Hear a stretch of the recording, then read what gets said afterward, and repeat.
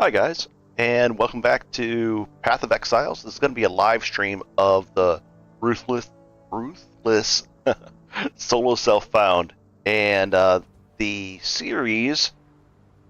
In I think it's episode 9 so far. I was in Katava Act 5, and here's our weapons. Here's our gear so far. That was a huge improvement. Finding that was massive. But I mean, our gear is not going to be good in Ruthless in general. I mean, look at this belt. This is just terrible for Act 6. But it's been a lot of fun so far, and we're going to keep on going and make progress. So let's do it. Here we are. We're in Act 6. We're about to do the original beach one. And I just wanted to go live because the episodes are kind of long, and there's plenty to come, so I didn't want to flood all episodes right out the same day, so quite a bit of content yet to come on that as well. The Innocence fight, I really actually had way more of a problem with that. My damage was so low that the fight just took a longer time than normal. We're going to be finding a lot more 4-links, which is great. We don't have too many supports, though. And we're just cruising along. If you have any questions on the, you can put questions down below. This will be, it's live streamed, but it's also going to be recorded and available to watch at a later time too. So any questions you put down below, I'll answer. And away we go. Fun stuff. Hi, welcome to the stream. If you have any questions, just let me know. And if I just started it, so if you can let me know if the voice is good or not, that'll help as well. Because if it's too loud or not, or the volumes are too loud, put it over low. I'll type it over.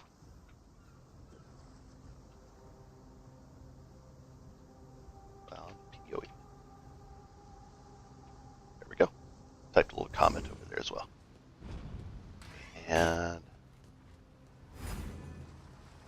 here we go. Let's rock through this. I've been checking these just in case something drops out, but see how the item filter that I have is a Ruthless filter from Neversink. Right here. Filter blade. And I just renamed it Trial. My Vengeance actually came back. Oh. Take this guy out. And we're running with Vitality. I found a War Banner early on. I've been using that. And here's the Vitality. With a Stone Golem. You don't get to buy skill gems and support gems. You have to just happen to find them, and they're very rare to drop. So what you can do is if you find 3 support gems of the same color, then you can trade them in at the vendor, and it'll re-roll and give you 1 back. That could be one of the 3 that you're trading in. Usually happens, it seems. But then it could be the one you need as well, so that's really nice. Could be a great support gem, or it could be just garbage. And this quest is we're just killing everything on the beach. Oh, hi. Audio seems fine. Gotta say, I'm happy to find someone playing Ruthless. I find it very entertaining and interesting. Yeah, Ruthless and Solo Self-Found really changes the game a lot. I played all the way into maps in the Trade League, and I used to play Trade all the time, but then all of a sudden I just found myself not, instantly thinking, okay, I can buy this, I can just save up the chaos for that, and looking up, I was spending a lot of time on the trade windows instead of playing the game instead. So this one is whatever drops, I have to use it, and if a good drop drops, then it's great, and then I can find it.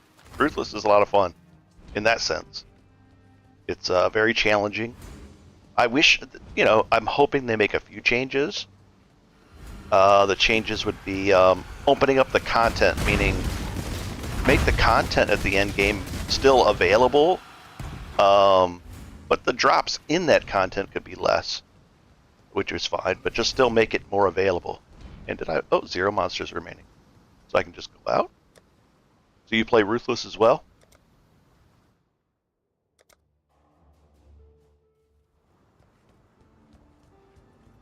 Go. Oh, I gotta go this way. I just played the, went through the, where am I going? I just went through the Innocence fight and actually struggled for the first time in many playthroughs. I had no damage, so I had to actually dodge the mechanics. I'm used to just face tanking them, but then Katava was way easier, and I didn't even get a new weapon. I don't think I had this weapon.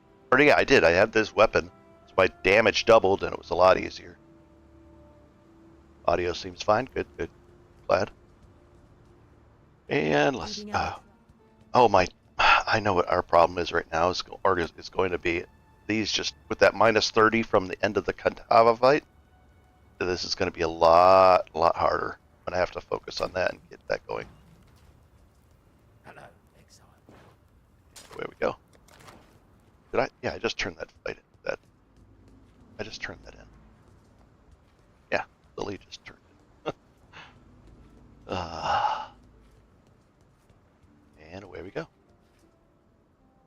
Especially with the fire, I think it's in this, yeah, in this very zone.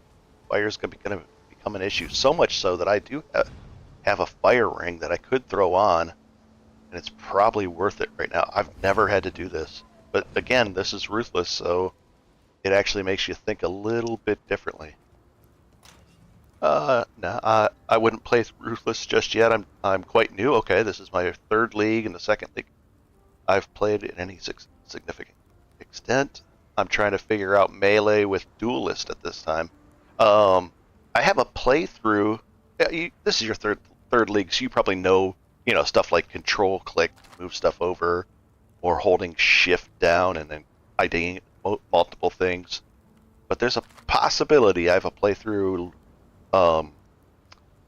list uploaded on my channel in the last week or two, and it's hints and tips for new players, and it'll explain in detail every single little thing that you might have missed. Because I mean, I went 2 years without knowing that you could re-roll like those strong boxes you find. You can actually if you find like a white normal strong box out there, you can actually transmute that thing and turn it magic, and then you can re-roll it, and you can get special. Hi, welcome to the stream, and you can get special. You keep re-rolling it until you get the mods on that strongbox that you want. Stuff like that. There's all kinds of weird little tricks and tips.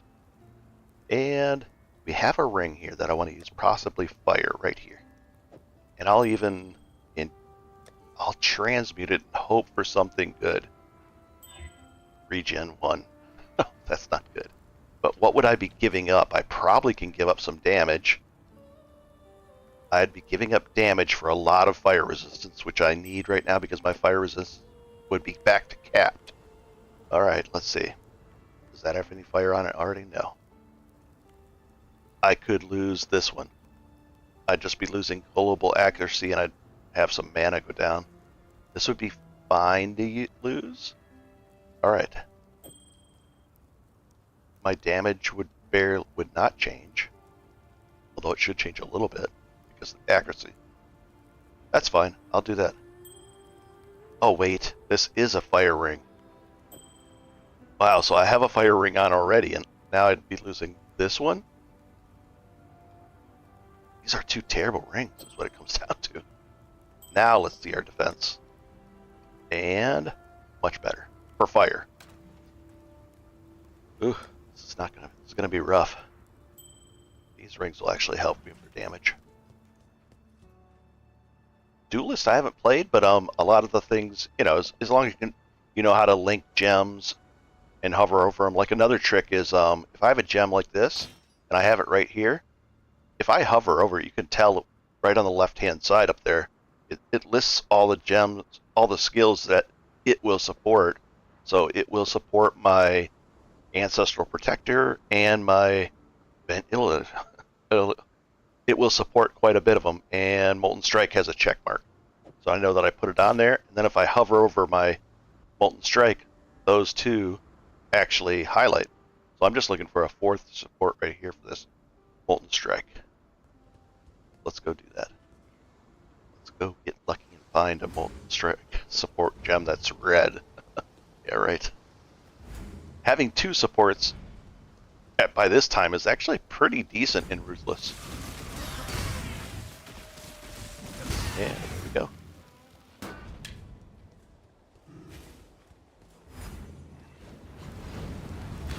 One of the things, if you haven't downloaded yet, and it probably is the case, that go to filterblade.xyz and download a good filter and follow the instructions on there. And it changes the whole game for you. It really, really, really makes a big difference. Versus having just the default filter on. Default filter here. None versus default. Default is better than none. At all times, it won't filter anything out. But holy cow, a good filter from NeverSync, who's the creator of that website, the filters, it makes a big difference to the game. I'm glad I put on that ring right now because there's going to be a lot of fire in here. I think the next one is either lightning or cold is the next issue that I have to deal with. The next map.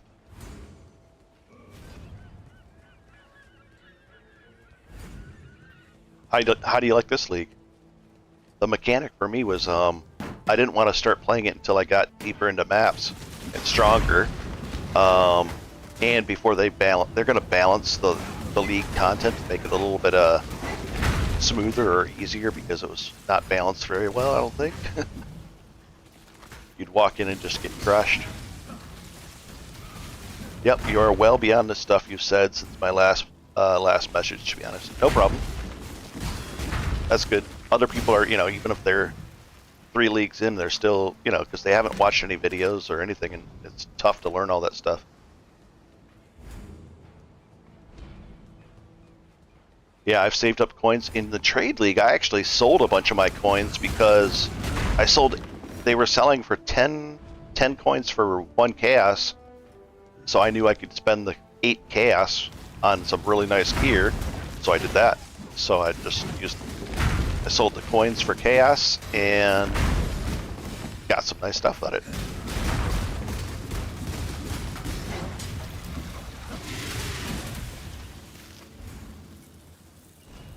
Yep, I'm hoping Sanctum turns out well as well. For Melee, it's always been hard, that Sanctum League stuff, because you walk in there and you have to get up kind of close, and it's really tough in Sanctum. I was hoping that the armor, in my case, armor, or maybe your case, evasion, would actually help reduce the resolve loss in there, and it did to an extent my first time in there, but not very much. It wasn't significant enough to be like, oh, this is great. Other kind of builds, like ranged builds, they can dot something up and then just hide around. Whoa, come on, am I frozen? I am frozen. I was just like, ugh. Here we go. Oh boy. My weapon last time didn't let me ever become frozen, and there I was frozen, stuck pretty hard. I was like, I'm bad. This is bad. This is bad. This is bad. Yep, I'm dead.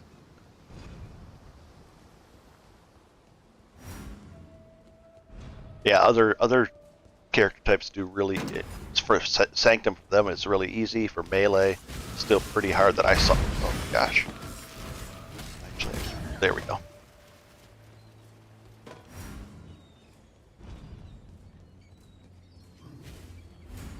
Very cool. And away we go. I mentioned that same video series on Reddit today, and a lot of people went, like an absurd number of people. Maybe like 100 people went and saw that video. I did a decent bit with Toxic Rain. Okay, that's better. That's a little more ranged. And when Sanctum first came out, that was a good fit. Yep, anything with a little range in it definitely helps. me, I have to walk up and sit there next to the stuff, and it wasn't working out well at all.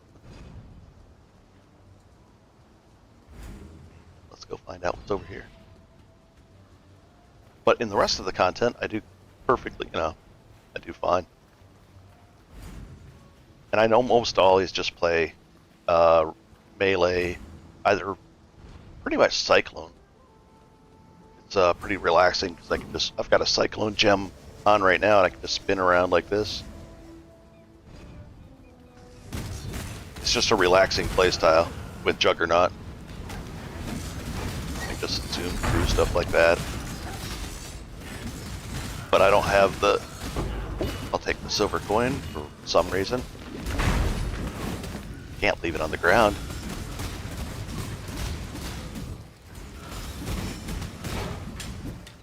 And away we go. In Ruthless, you really end up with a weird set of support gems because you're taking whatever you can get, kind of piecing stuff together. Sometimes you'll like if I have a four link chest or boots, but there's no reason they don't need to be 4-link because I don't have a third support gem.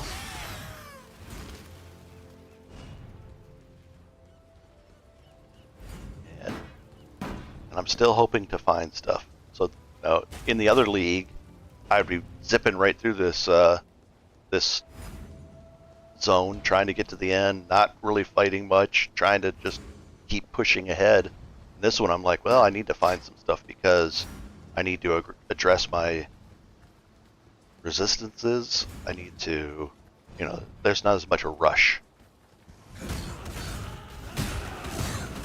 I need to find some better gear. Any gear drops will help. None of those did, though. But they all had the possibility. I only have a little bit of increased rarity. That's a big stat. This one right here. Where is it? Increased rarity and items found. It's only 12%, but if you stack that up to around 70, it really makes a huge difference in Ruthless. Night and day. I mean, without it, you're going to really struggle, and with it, you'll do a lot better. I'll say that. Oh boy, I gotta go. Let's do this one. Title flat, and then we'll run into the other area. A lot of fun, though.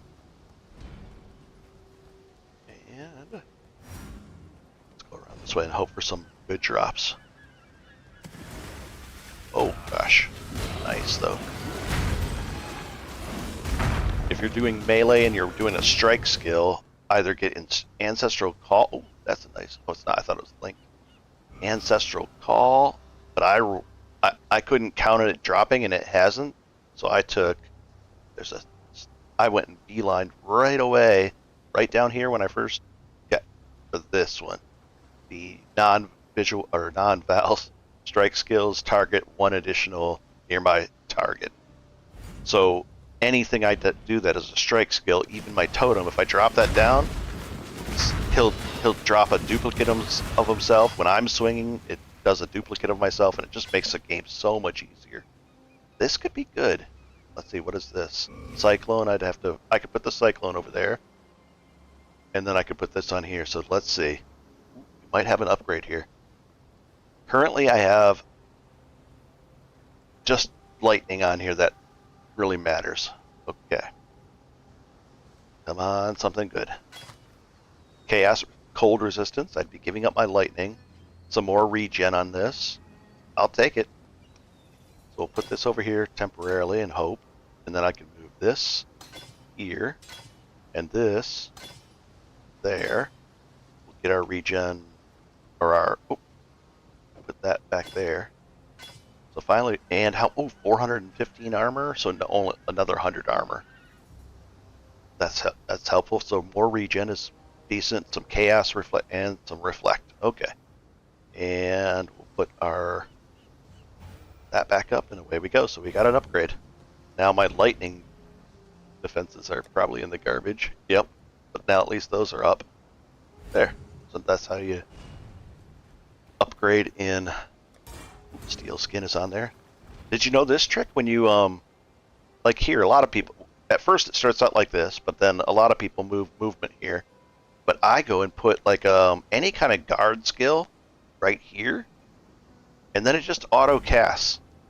It does all the same movements, so that just, you know, it just auto casts. You can put quite a few different skills there that automatically do.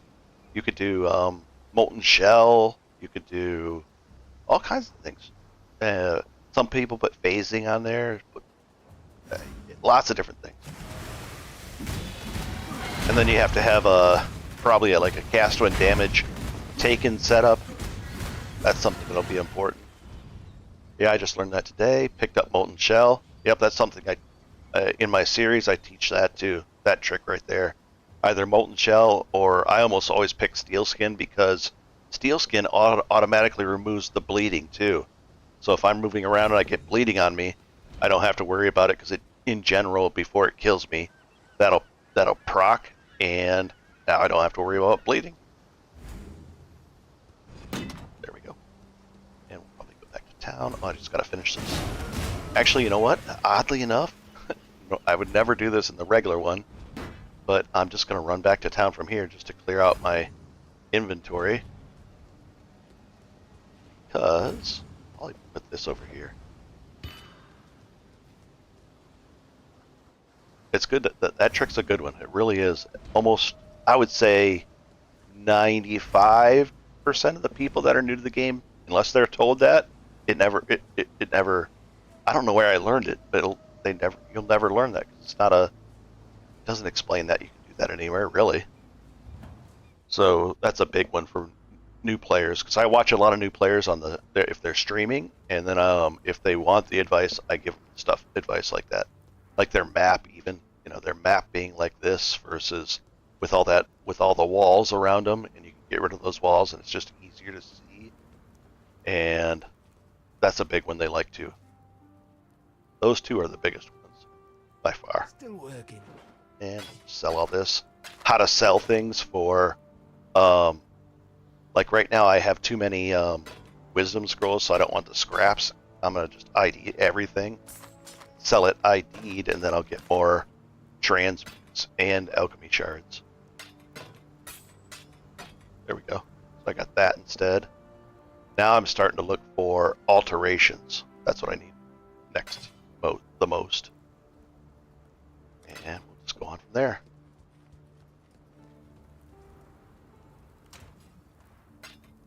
But that trick alone is really going to help you out a lot. I mean, it's just like a free buff that just happens.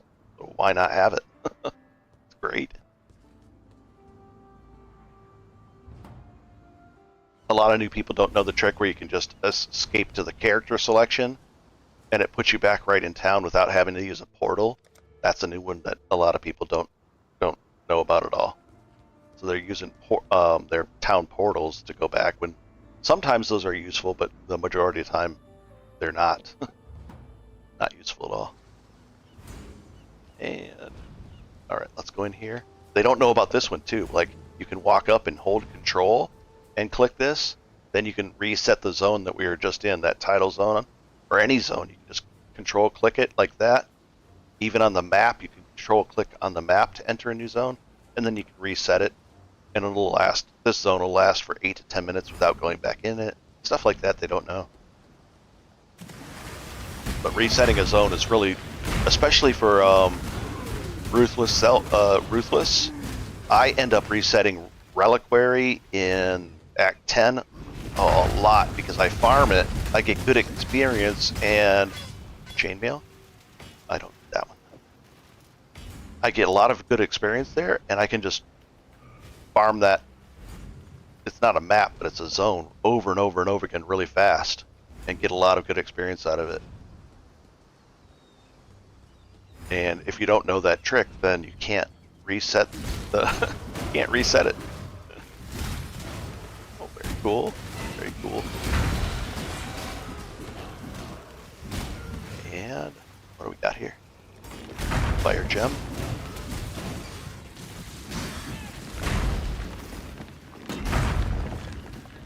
Very nice, very nice. Let's see what we get. In Ruthless, these things only last 2 seconds too, versus 6 seconds. So it's really tough. You don't have any dodge, like leap slams. You don't have any, like I don't even have any movement speed on my boots yet. Ooh, armor scrap, I'll take that. And, oh, we were just, ooh, but I get onslaught for that. That'll be interesting to roll and see what we get out of it.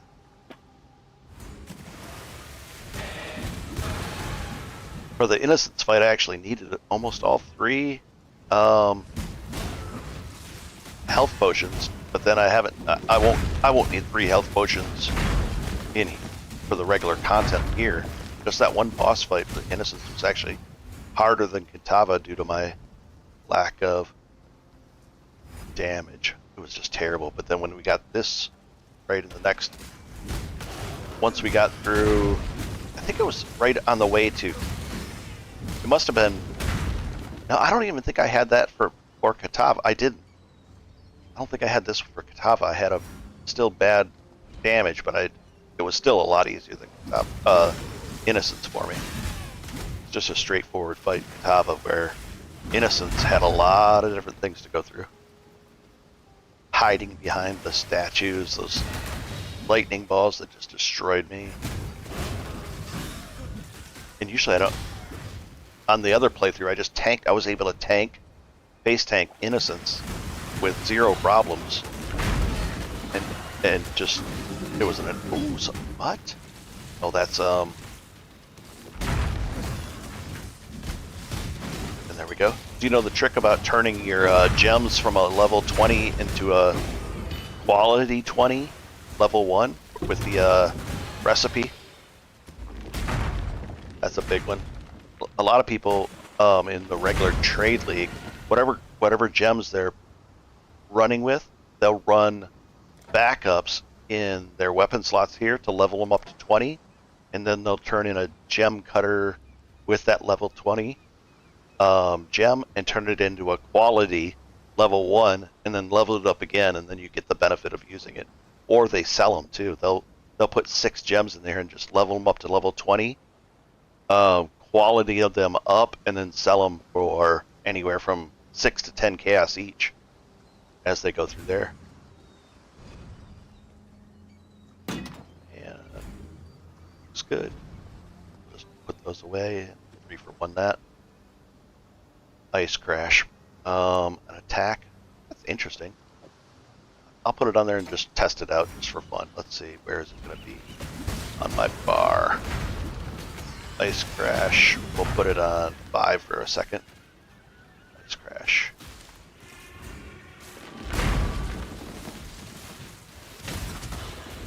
Wow. I've got a lot of AoE with this Ice Crash. It actually works. I've never used this really a lot, so let's do a little bit of Ice Crash. Oh, I'll mention when I didn't know something. That'd be quicker. Cool, no problem. And away we go. Let's see. Yeah, I constantly talk in these things because they get recorded as well, and then people watch them later. And let's see. You know what I'll do? I'm going to put Ice Crash right over here for a second, just to see what it does. That was kind of interesting. Let's see how much damage that Ice Crash does. 2100 versus 2600, but it does some interesting stuff there. Let's go Ice Crash some stuff. And this is something I would never do during a regular playthrough in Trade League, because I would just focus on getting my Molten Strike stronger and stronger. But that Ice Crash was kind of neat, and I never really messed around with it, so let's go see.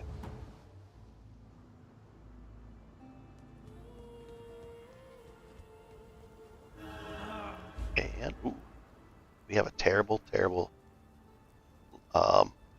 belt. We could go with the physical, and or the life. That's more life.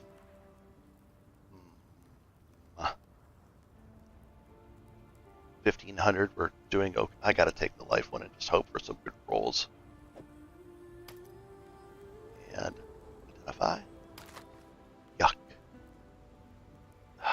It's just terrible. I don't want to augment it either. I only have one augment left, so that's a no-go. And what's that? 1 point.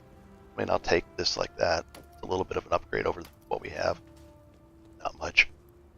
Made any And progress? sell this. You know what? I'm going to sell that. And now I'll do this and this and sell those. I could do that the onslaught as well. Let's transmute that. Hope for something good.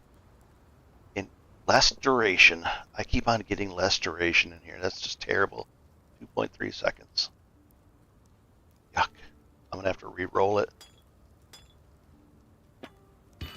There we go.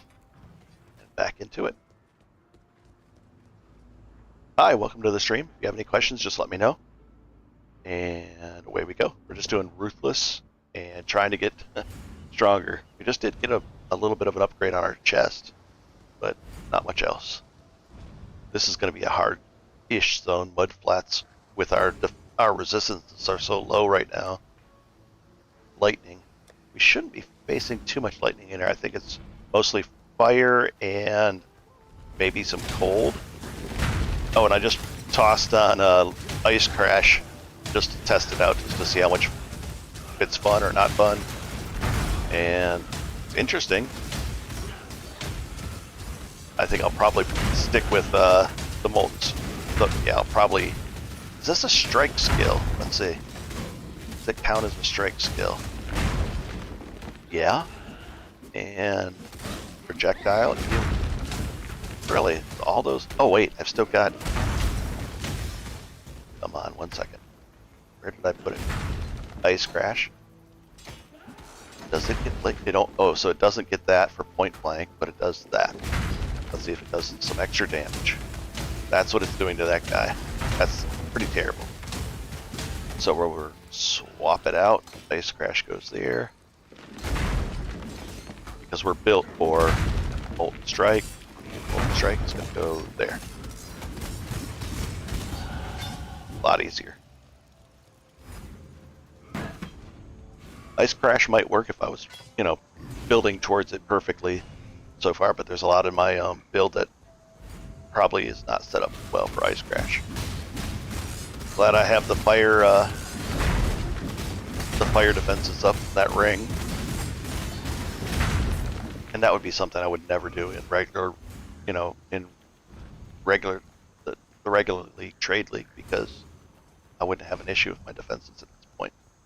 It'd be too easy. This, not easy.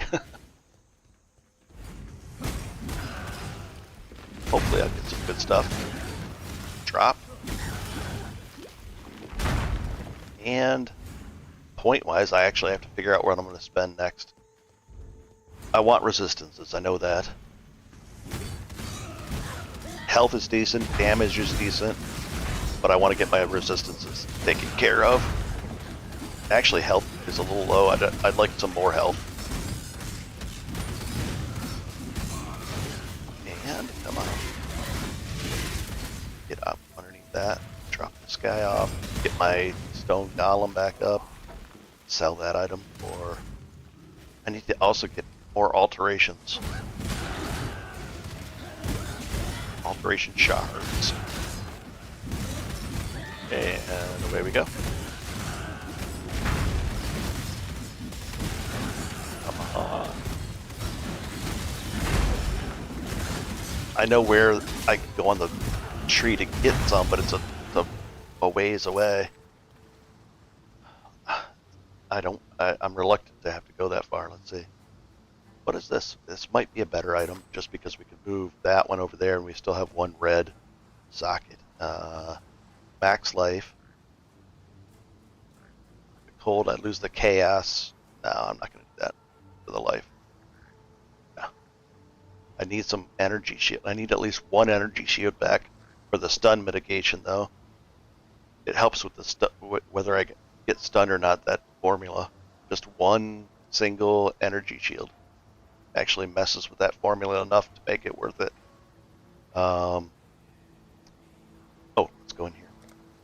And resist. We can get some right here. We could raise the caps right there. I can get rid of my corrupted blood by taking that.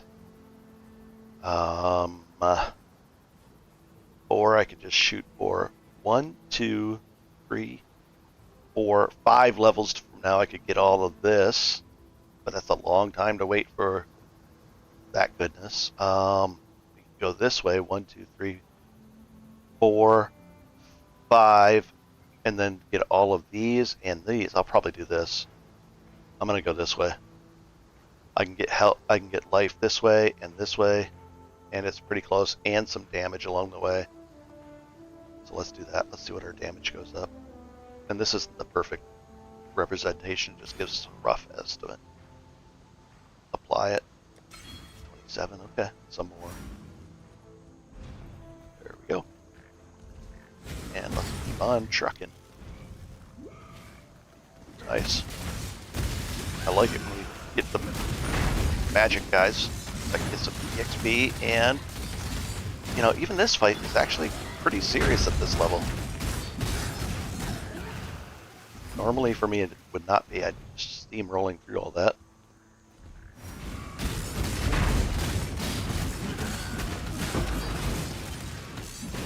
Orb of transmute. I need some orbs of alterations. In regular mode, they drop pretty easily. This mode, not so much. Oh, come on. I'd also like, come on, Ruby Ring. We'll look at it.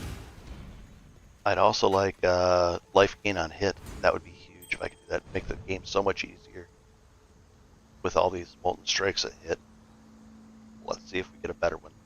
Ruby. Oh, I've got 2 ruby rings in. That's how much I needed fire.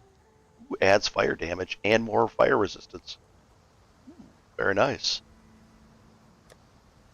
That's actually a big upgrade for me. We'll take that, put it here. Defenses go up, and now I'm over capped. And our offense goes up. Our offense goes another 75. That's beautiful. So we'll just sell this now. Very cool. That was a nice upgrade. More damage, more everything. More defenses. Very nice, very nice.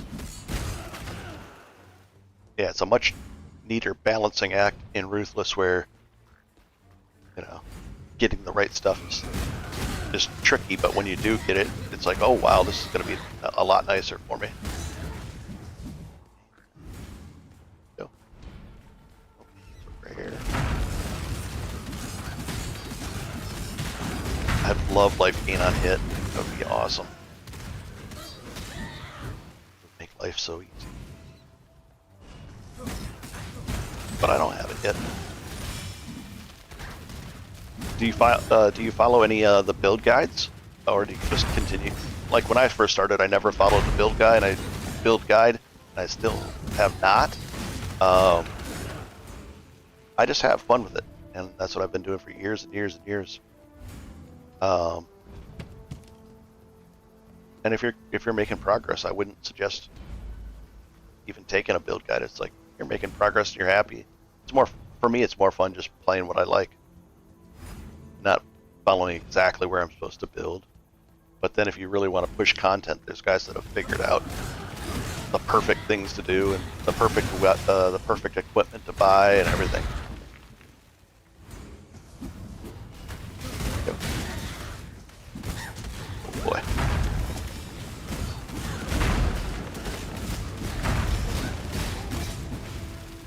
Oh good, it's still synced up. I looked over there. Is this? Yeah, this is the guy that has the quest item. Not well indicated. Oh, come on. I wonder. I think one of these actually heals my minion as well. Yeah, so Q heals my minion. Elder Sword. Oh, it's a one-hander though. And we don't need that. And away we go. Oh, I can go talk to Nessa real quick too. Good morning. How you doing? playing some Ruthless. Welcome to the stream. He did this to me. And The King of Brian. And he wants me it to should be synced up as far as everything goes. How's your league going? A lot of fun, a lot of fun. A lot of people went to that new player hints and tips video today. I noticed that, and we're learning a lot, which is great. A ton of people. They're all that video spiked up big time. I mentioned it to a new player on Reddit. I said, hey, if you really, if you want somebody to explain all the different things as you go along, I made a video like that, and it explains it slowly, and they were like, oh, this is working, this is working. Then a lot of people went there. And then I'm just started Ruthless, I think yesterday, but I played a lot of the trade this league and got into maps, and once I got to maps, I could kind of see what was coming. I was like, okay, I'm going to be spending a lot of time on the trade website, buying stuff for chaos, researching and refreshing the trade website to find a good weapon, making deals on there. And I was like, you know what? I want to just play the game, but in trade, I end up on the trade website a lot, and I didn't like that as much. So I started up a Ruthless character and started documenting that. And releasing I think I've been releasing the episodes. Yeah.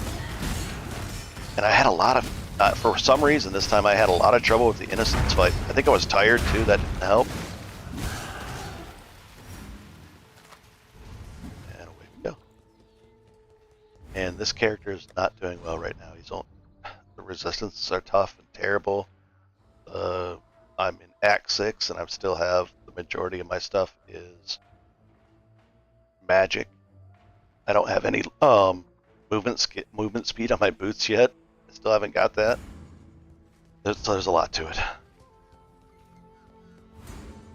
And there's no Pantheon in this, so I don't get the Pantheon results. But I did remember, make sure I've had enough player resistance for this zone and this fights. Ugh, come on. This fight shouldn't be too bad for us. See? Ay, ay, ay. There goes our... Let's see if I can take this guy out. Oh, he's right on us. Barely tickling those things. Before I just sat there and just brushed him down. Come on.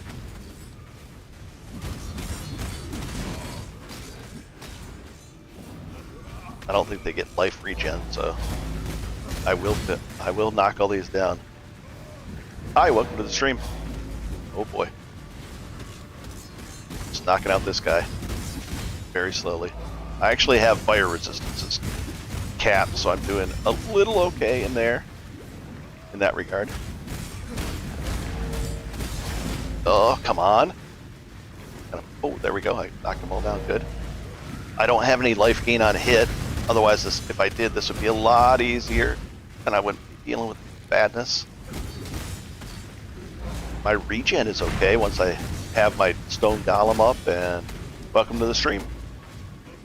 If you have any questions, just let me know in the chat. I'll try to get to it. I'm kind of busy right at this second.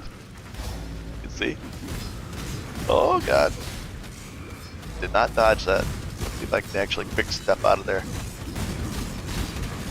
And come on. And it's done. Nice. But we don't get Pantheon in this mode. So let's take that to sell. And we'll go back to the same door and continue. I'm in no rush to get through these zones because I need gear to drop. I'm more concerned with gear at this point by far, because we just haven't got any. We've got good weapons, but we haven't got anything else. So I need more gear drops, and another support gem would be great. And any support gem, even if I can get another random blue, I'll do the gamble where we might get a lucky You turn 3 into, oh, just wait, just exact cast when damage taken. Oh boy. Oh boy, oh boy, oh boy, oh boy. That one we're gonna need. So now I've got a cast. Wow. Glad to hear your views are up. I was telling a friend about the game and she is interested. She also has a link to your channel. I made a new Marauder. Perfect. And got to Act 2. But it's slow, very slow. Yeah, I would say the slowest part of the game, everything starts to speed up midway through Act 2. Especially if you're following along with that playthrough that I did where everything is explained, you should, regardless of what drops, you should be able to get roughly the same stuff and be at roughly the same power levels, and you'll see that it really speeds up. And then all of a sudden you're just starting to destroy stuff, and then if you throw life gain on hit, life becomes really easy.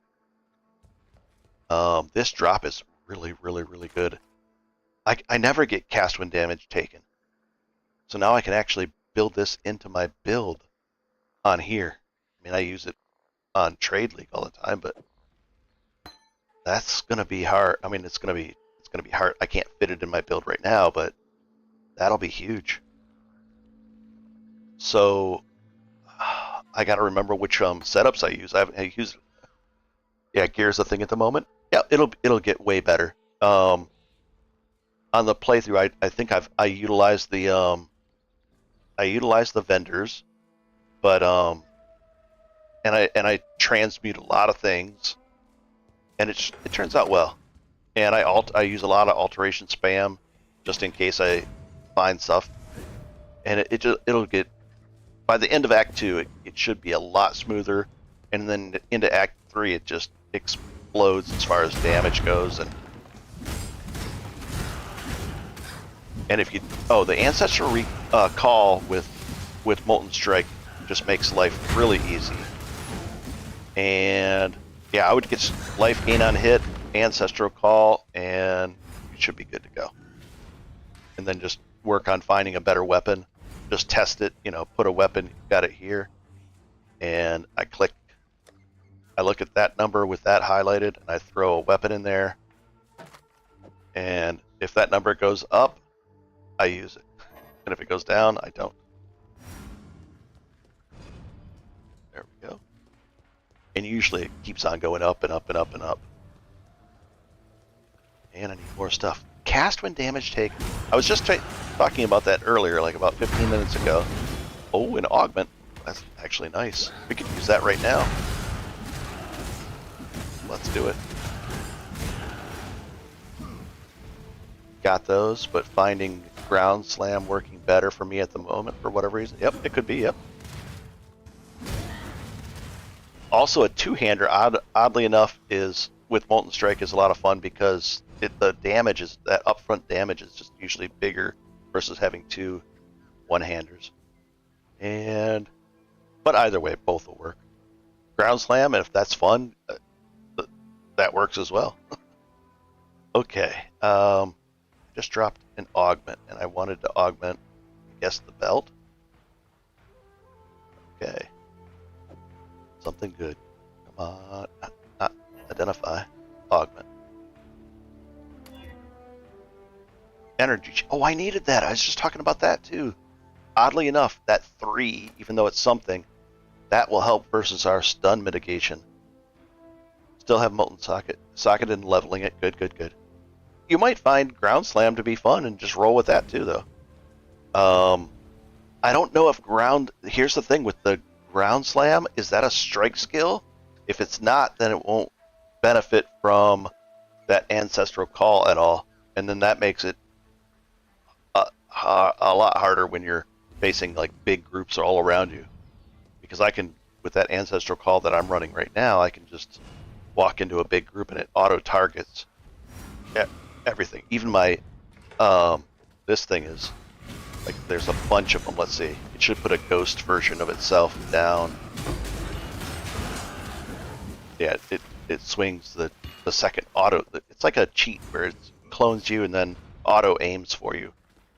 So it's really nice. That's what makes it. That's what actually makes the skill playable and fun. Without it, it's a lot more difficult by far. But I don't know if ground slam is. I don't think it's a strike skill, because then it would aim like you do ground slam in front of you, and then it would aim and back you as well. I don't know. I've never messed around with it. I don't think it's kind of like Ice Crash, which would benefit from that. I don't think. I don't know. Easy. Oh, these are frost guys, and I don't have very much frost resistance or cold resistance at all over here. But I'll still brave it. There we go. Does ground slam have to be linked to ancestor? Yeah, it would have to be linked. But what I would do is drag. This is what I do to find out. I take the support gem, put it over here. Oh, 1 second. I gotta deal with this. Gotta deal with those guys dropping frost on me. What you do is to find out if it's supported, hover over it, and it should see the supportable skills there on the left with all the check marks. And this is what I'm checking for, Molten Strike. There's a couple ways to check. You can check that way. It says Molten Strike check. And then you can put it in there and link it to it. But I don't think it does. Maybe it does. I just never messed around with that one. The other way is, once you have it linked, to hover over it, and if it highlights, you can see it that way. And the third way is, if your skill right here, see how it has that B and the F? If we take that out, the F goes away, or the ancestor, the A would go away on there. So that's another indicator. So there's 3 different ways to get the indication to go on there. And in the UI somewhere is where that option to show the, somewhere in the UI, like, I don't know, gameplay or something, is show the supportable things. But now I'm curious. Yeah. It's worth checking, just to double check to make sure. An easy way, the easiest way is right here. You just look at your skill, and you take that ancestral call off of it and put it back on. And if it's there, it supports it. And if it doesn't, then it doesn't. I'm curious if it does as well. I've played for years, never really messed around with ground slam, and I'm curious if ancestral call is it needs to be strike melee attack, and if it counts as that. It might not. It might count as like a slam, and if it counts as a slam, it's going to be a lot harder to play versus like Molten Strike, because the Molten Strike doing, when you're surrounded by a bunch of creatures, it just targets everything. Ground slam would work better for a boss though, because then it's just kind of direct everything right at the boss. Cool, no problem. Yeah, I'm curious. Let me know in the chat if it does. If that does work. I suspect it doesn't, and it's you need other support gems for it, which is okay. You can find gems that would support it. And then that make, you could actually, I would just Google best support gems for ground slam. One of them I would put on there just to make life easier is life gain on hit. That would definitely be supported by it. It should be. It's a melee thing. But then throw on some other ones and you are good to go. Even with life gain on hit and that, and then maybe 1 or 2 other supports, so 2 supports for it would be plenty. You do really well. And what do we have here? I'll take that chest and it'll give me a lot of stuff. Yeah, I'm gonna be curious as to the answer. I'm guessing no, it doesn't work because it's a slam skill instead of a strike, but I don't know, so we'll know together for sure. I'm just gonna use this as a cut through. And away we go. Pretty cool.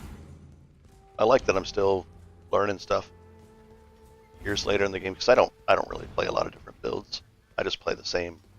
I enjoy this build so much that I just play this. Molten Strike and Cyclone is what I play. And let's go back to Town to Sell. Hi, welcome to the stream. If you have any questions, just let me know. there's someone looking up whether or not Ancestral Call works with Ground Slam. I don't think it does, but we'll find out together. Oh, I want to definitely identify this stuff to get the better stuff for it. We'll just identify that much. And now we'll get 5 shards from it instead. And I need some alteration shards. I know how to get them very easily, and I've forgotten how to get them in. Oh, this is going to be big. I can start level. Oh, but I don't want to level this past like level maybe 3, because then it'll get to. Yeah, I want to keep this at a level 3, so I don't want to level this quite yet. That's a big, big item. And I'll have to look up a decent things that I can link this with. Might be able to do some kind of a curse. I don't know. There's my ice crash, which I'll just put away. Okay. And the results are starting steam, so you're going in. Okay. You've seen Nessa. You've killed. Ooh, a skill point. And we're going right down here, and I'm going to try to get more elemental resistance this way and more life, and then I can figure out where I want to go next. But for right now, doing that. And away we go.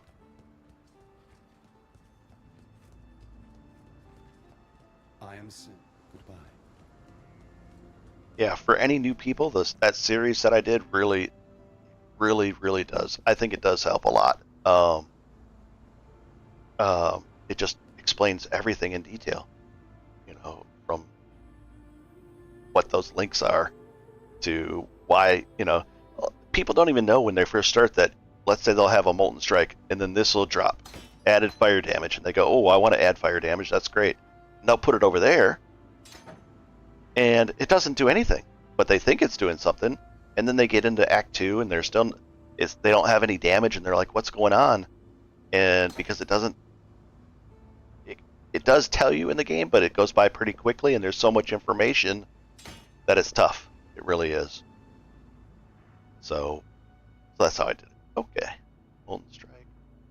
Anyways, but yeah, that which most of us see as simple, it's not simple, because they just read it and they go, oh, Molten Strike, or added fire damage, put it in, let's go. And it makes sense, but nope. And moving on.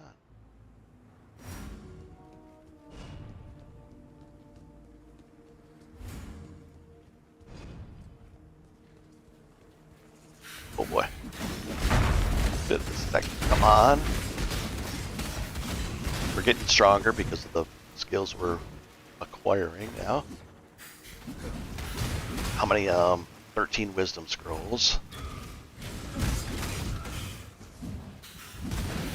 Alteration charts are hard to come by in come on. In Ruthless. I'm noticing that. Because it's been 6 months since I played Ruthless, because it was a long time between the leagues. So it's been almost 6 months. So I had to remember stuff. But it's pretty nice stuff. There we go.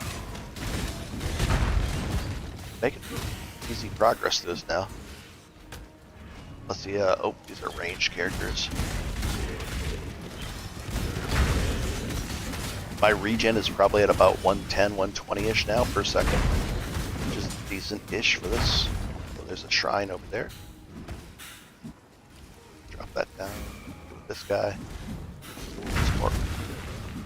Those could be good, but I need one red gem slot. There's one red gem slot on those.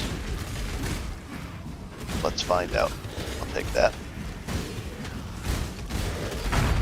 Let's let's find out what those gloves are. Oh, what is this guy? He's got all kinds of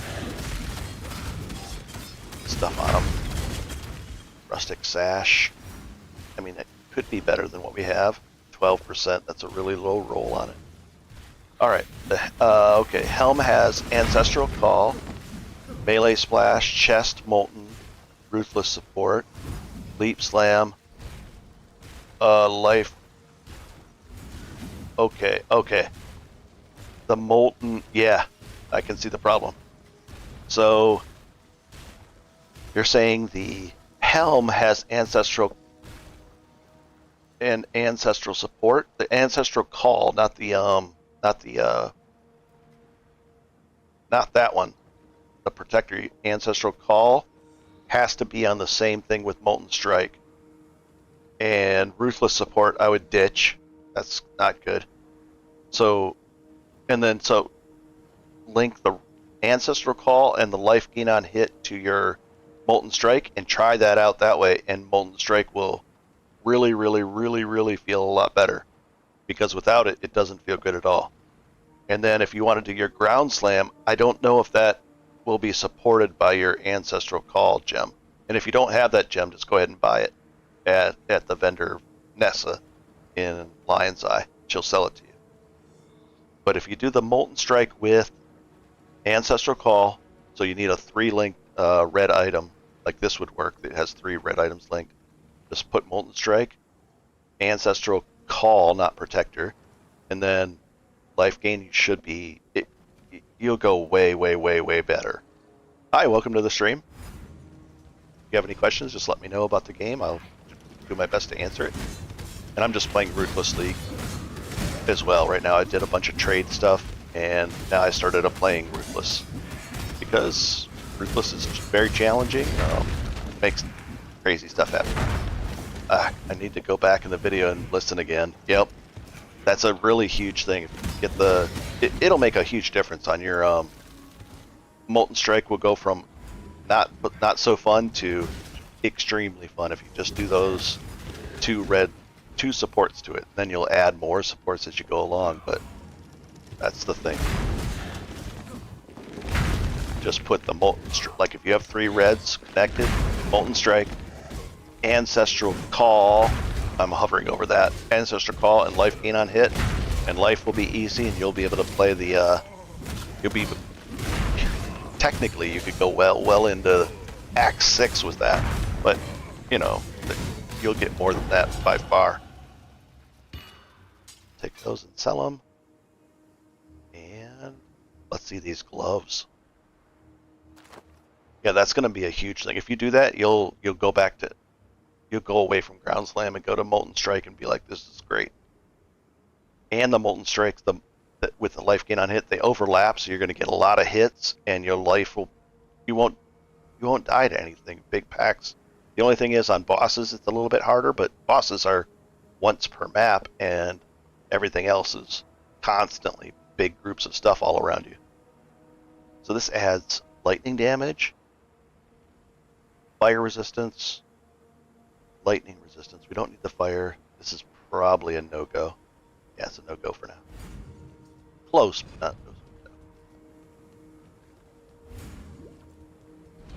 I'll be interested to see if you like the new setup with that.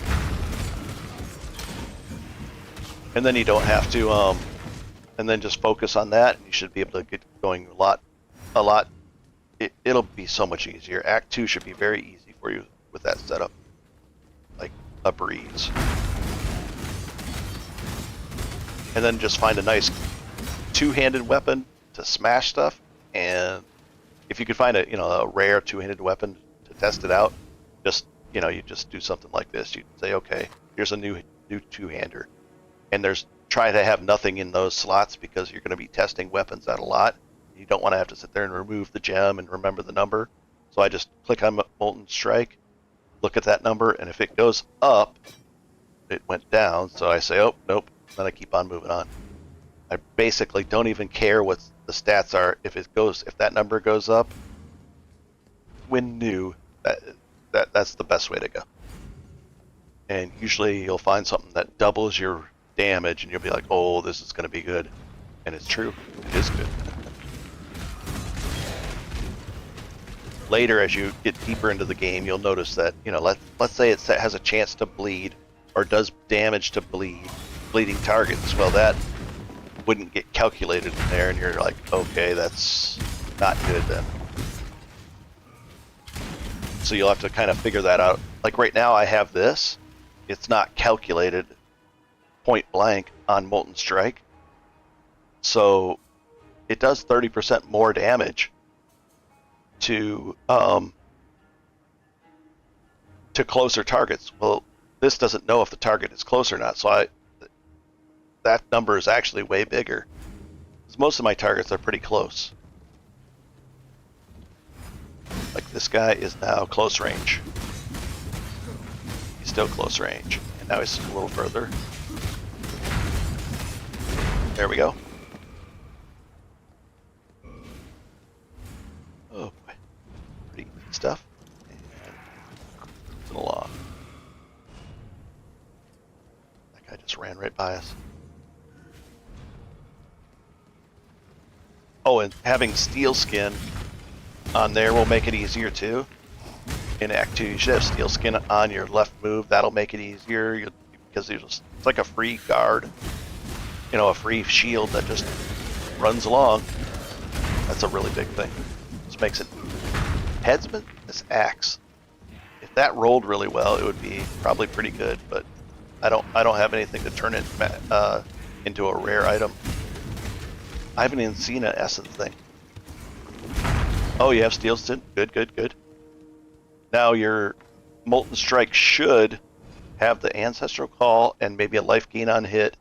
And you should, with that setup, you should be able to walk into the middle of big packs and just destroy them. Your health shouldn't move. It should just be up at the top and build up and easy stuff.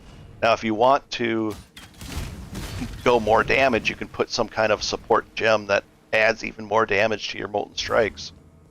And then you just have to pay attention to your health more. But it should be a lot better because it's like unbelievably better. You can even take it out, take that Ancestral Call out, and then just swing at something and see the difference. You'd be like, okay, that does that, but put it in and go into a big pack and you'll see the extra balls just flying around. And it's amazing. It's good for clearing packs of stuff out, that's for sure.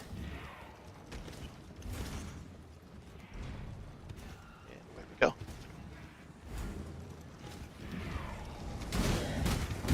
They're rare with one socket. They have 15 movement. Yeah, that's worth it. Yeah, the movement speed is really, really, really important. Otherwise, you're walking around slow like I am. And vitality is fine to have. You, if you find a different aura and you want to get rid of vitality, you're kind of like you don't have enough mana. If you have life gain on hit, it'll probably be it'll be enough to not need vitality. I would still level it up because you might want to go with vitality, but that'll be a really tanky build. You have vitality going on, steel skin going on, life gain on hit, and you if you don't like dying, that's the thing to roll with. And then just take more damage nodes, like I'm about to take right here. I'm gonna take another damage node. Just look for like stuff like that. I put it in there to level it. Cool. And more damage. Then I'm gonna get resist, life, and damage this way. And away we go.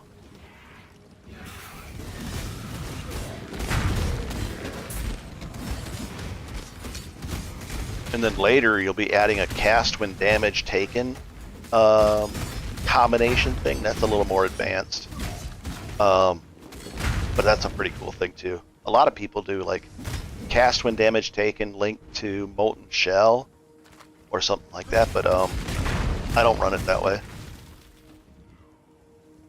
And they do cast when damage taken with a curse. So you'll get hit, and then once you get hit, it'll curse everything around you. That's a really neat thing. And I just got that cast when damage taken gem, so now I have to look for a curse gem. A curse or a hex. I could get something that actually procs life gain on hit on the creatures. That'll be probably was what I'll go for. Hi, welcome to the stream. And if I miss a question, just let me. I'll try to look over there. I'm watching both screens. And good. And let's see. got here? Oh, there's a lab to do in here. I've done my first lab. And on Marauder, I would actually, on Marauder, when you're doing Trade League, I would actually do, it's worth it just to get, it's your choice, but you can go, these are a little bit different in Ruthless, but you can get this for more damage right away, or this for, and it takes care of your accuracy needs, or this for, in the regular league, it stops you from getting stunned, you can't be frozen, you can't be slowed down. This is kind of nice, and it adds more movement speed. So there's a good argument to go with this if you want more tankiness, but if you want more damage, to go that, and then in your second lab, go with that. And then you can decide what to do after that.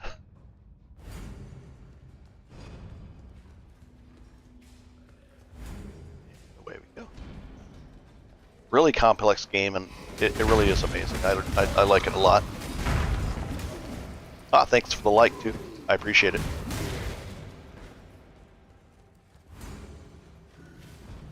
And away we go. The likes really do help on all the videos and everything because it gets them out to other people and expands the channel. A bunch of people subscribed today, too. Nice. For that, they were watching that hints and tips video, and I assume they. I didn't look and find out why, but I assume it's because of that. That video turned out to be like a situation where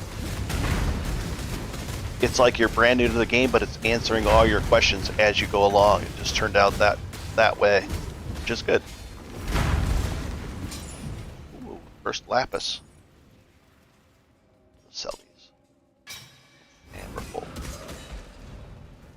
I'll probably go back to town and just sell off real quick. And here's the thing: if you still don't like the Molten Strike, there's nothing wrong with just taking Ground Slam and going with that. Just make sure that whatever you put with it actually supports it. Like I don't know, concentrated effect. I don't like melee, more melee damage. I don't know which ones support it, but just take it out, and you can hover over it. And if you have your Ground Slam in there, just make sure it has the check mark over there on the left on that list. And if you don't have that list, look in your UI and make sure it's on there. Just make sure it supports it. That way your Ground Slam is better. Back to town to sell real quick. Oh, somebody else liked it. So we got 2 likes now. Thank you, guys. Good tidings to you. I thought that was, maybe that was you. I don't know. I can't tell who. I thought it was you that pushed like already. So I was saying thanks to you, but it looks maybe like you did it just now. I can't tell. It doesn't tell you in what was it? YouTube doesn't tell you a lot of this stuff as you're streaming. I just have to guess. We'll get some more of these. I'll just hang on to that. I really need alteration shards, and I don't see an easy way to get them. I know how to do it in Trade League, but yeah, I'm having trouble finding sockets. And yes, I did push. Oh, so then somebody new did it. Nice, thanks. So the newer person that did it. Oh, I can identify this. Maybe get a good roll. Reduced amount recovered, but instant recovery. I actually need this badly. This is like a panic flask.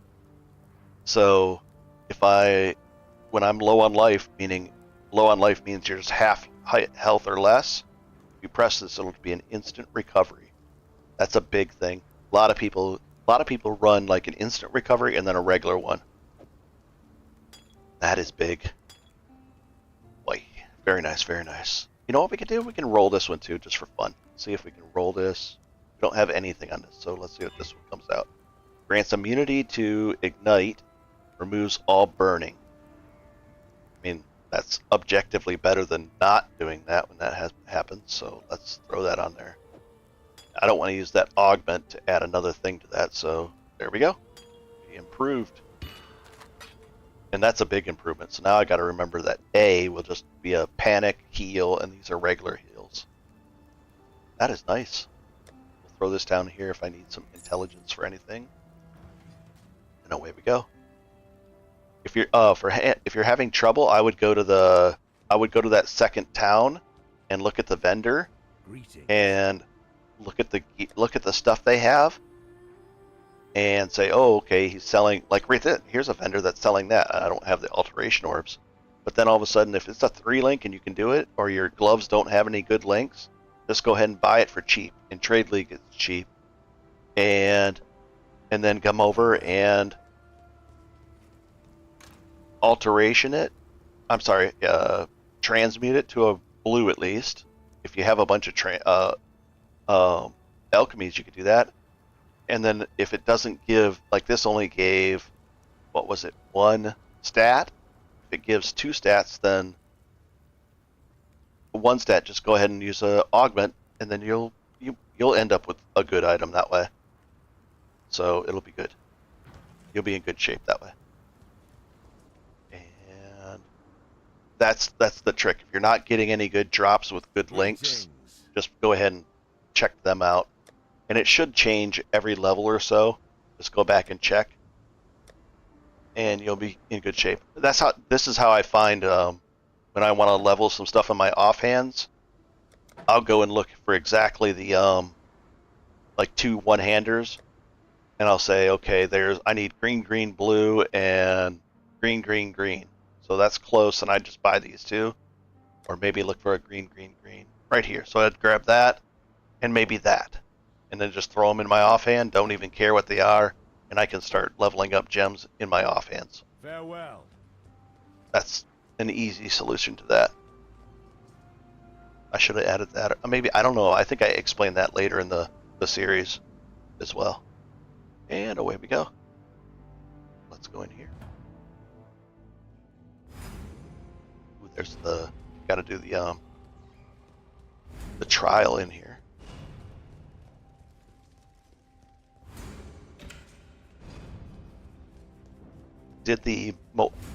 Oh, cool! I did explain that. Good. I try to make sure I explain all the easy tricks and stuff. And I'll take that.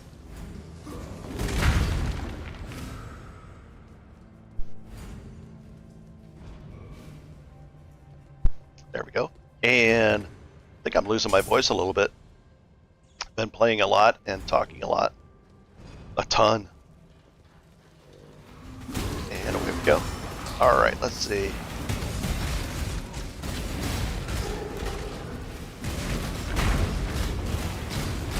I'll just talk a little less for the next little bit here. And where are we heading? Did you try out the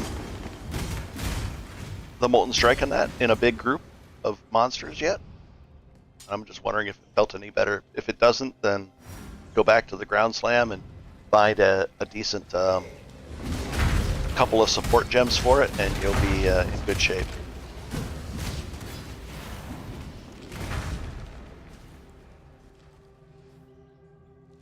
Managed to get some sleep. Good, good, good. Trying to wake up before I try out Molten Strike. Good. Yeah, I woke up and came on and started streaming, and I probably should have gotten in better shape as far as I wasn't sure if I was going to stream or make an episode, and the episodes, I didn't want to sit there and keep on uploading daily, too many in each day. So I was thinking, well, and I wanted to play, and I didn't want to make an episode because I'm on like episode 9 or 10 of this series, and I think I've only released episode 5 of the Ruthless series, so it's hard for people to keep up if those are longer episodes. So I said I'll just live stream, and people can swap over and watch the live stream too. They want to do it that way, so it's kind of optional. And in the last stream, I did the Kataba fight and the Innocence fight. Innocence fight was literally embarrassing for me.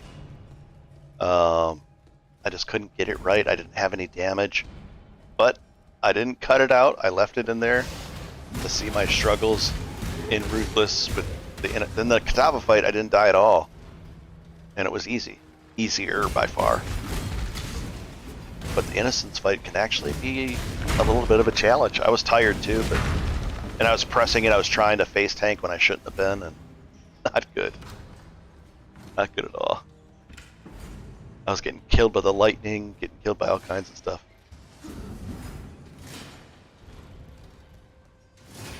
Are great, easy to, the episodes are great. They're easy to have on while playing and listening. Pause and go back. Yeah, the pausing and going back is big. And I still explain stuff even in the current episodes that I do. But the that everything explained in detail one was. Oh, come on, did I have enough regen where I can just walk over this stuff. It doesn't matter. Yeah, my regen comes right back. I have a lot of regen. I have more regen than I thought. I can just stand right on these things. Let's see, I'll go find one to stand on. There's one. Then my life goes. I'm not using any heal potions. Very nice. It's nice not have to worry about the spikes. Yeah, so I've got, of the Ruthless ones, I've got at least 4 more to come out, and then I've got these in the live streams that'll be part of it as well. Come on. Go. I'll open up this and this. Wow. So in a sense like this, where Molten Strike is just amazing, it just blew up that whole screen for the ads. And the other thing with Molten Strike is, you know, I had ads way back there and it was killing them all around here. And if you get life gain on hit, so it's hitting all those, and it just makes it so easy. You just crush all the content. Gotta get through a lot of these. There we go. And the episodes are long. Like the next, like episodes 6 and 7 are gonna end up being like, 2.5 hours long. They're really long. 2 hours long. Yeah, that's a lot for people to watch. Whereas live streams, they can watch and just dip in and dip out. And if they want, they can watch the whole thing on the recording of it too. So I don't know. I don't know what to do. So I just did this. And away we go. Portal scroll, I'll take it. And oh, this is the way out. So wow, when we came into here, I saw that orange thing, and I was like, "Oh, what is that?" It was the way out. Oh, we're going to be doing the boss pretty soon here, sorta, kinda. And away we go. Hoping for some more good drops. Come on. And I really want to get the, I think it's Poacher's Mark is the curse that I'll be taking. If I can pair that with cast when damage taken, then I'll be able to essentially have a life gain on hit, because any creature I hit that has that curse on it, which will automatically get applied, will then heal me and get my mana back. So that'll be a big step up. The question is, I was trying to switch to Molten while I was playing, but Ground Slam seemed way better, and now I know why. We'll jump into the game in a few minutes. Need more wake-up time. No problem. Good deal. Hopefully it'll help out, like when I just showed you that example of it where it was just hitting all around me and exploding out. Ground Slam, I would have had to deal with a lot on both sides. I would have had to aim more. I don't like aiming. I like, which Ground Slam is a big AoE, but I like just getting in the middle of like a big group of characters. Like I can walk right up here, and it's the bombs go over there. They go all over. They bounce around. They smash things. And makes it fun and easy. The downside would be like a single target boss situation. And technically there's a way around that. What you do is you utilize your second set. You could do it that way and have a weapon on there that just had like Ground Slam or some very specific single target thing, and have a keybind to swap in, and it'll swap into your second set of keybinds, so you don't even have to change your attack. It could still be there. And you just, okay, boss mode, drill them down, then go back into mapping mode. I would say a number of people do that, but not a significant number. But that's a way to get around the... It might be something I do in here. You know, you can just, you know, a lot of, I think people put it on Z or something like that to swap their weapons back and forth. And then it's seamless. You just swap and you keep on attacking, and you just swap with your, you know, if you swap the weapon into ground slam or whatever, single target, you can get even more specific, because that's, ground slam is still AoE. You can get into something that just laser focuses on one target, and you can be like, and drill them down and switch out. I might even actually do that on this character, just as a fun test trial type thing. Because it makes sense. I don't want to sit there and have to... I mean, this is great for mapping, because I can just blow stuff up and just everything just dies around me. But if I come across something that's a little bit tougher, it would be nice to be able to switch into a weapon that has a single target minded spell on it or attack on it, and just destroy it. Like right here, I'd be like, and drill them down, then switch right back. Not that. That's not worth switching for, but something a little beefier. There's all kinds of tricks and things, which is really neat. It really is. But ground, you know, I was hitting that guy and that guy with the Molten Strike. I was even hitting the guy behind me there. Way over here, I was hitting him with just by aiming this way with the Molten Strike. So it gets better and better, especially as you get more and more AoE on it and more melee strike range, which I'm getting through the tree. It just goes up and up and up and up.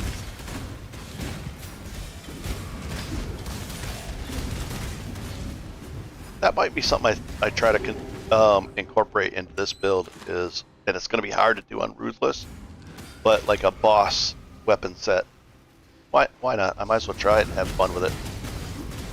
It'll be another goal to have on this guy. Because Molten Strike is not really that good for bosses. I'll freely admit that. But it's good for stuff like this, and that's what I'm doing the majority of time. So for me, whatever I'm doing the majority of time is what I want to be good at.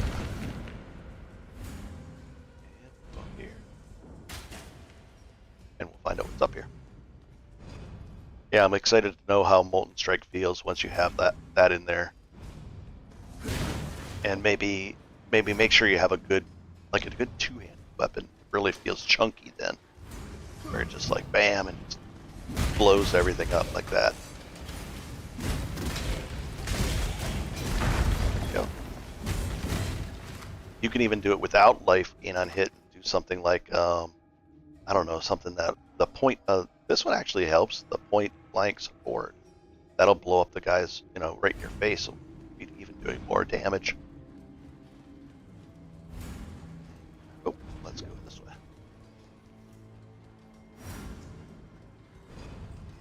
Oh, there we go. Ooh, chromatic. Oh, come on, I almost, oh, see, I almost died there, but then I used the new panic potion. It got me right back up to full life. I'm not used to having a panic potion. Nice having it. And there we go. I forgot I had it. I pushed it and I was like, wow, my health went instantly back to full. Kinda nice.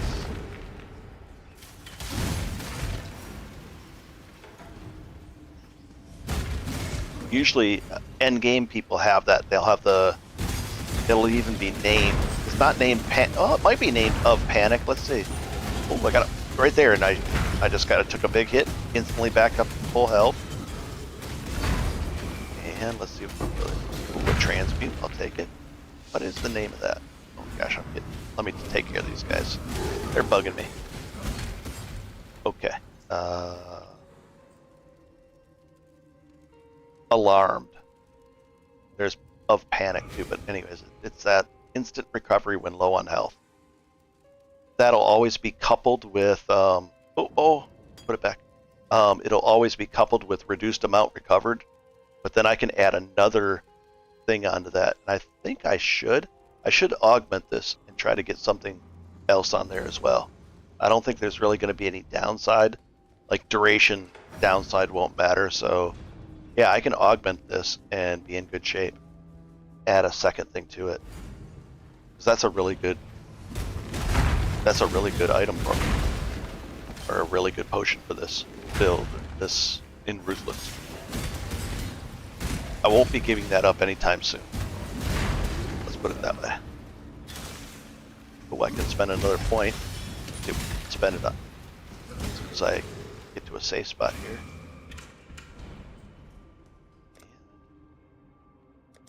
That, and let's see. I was working my way down here.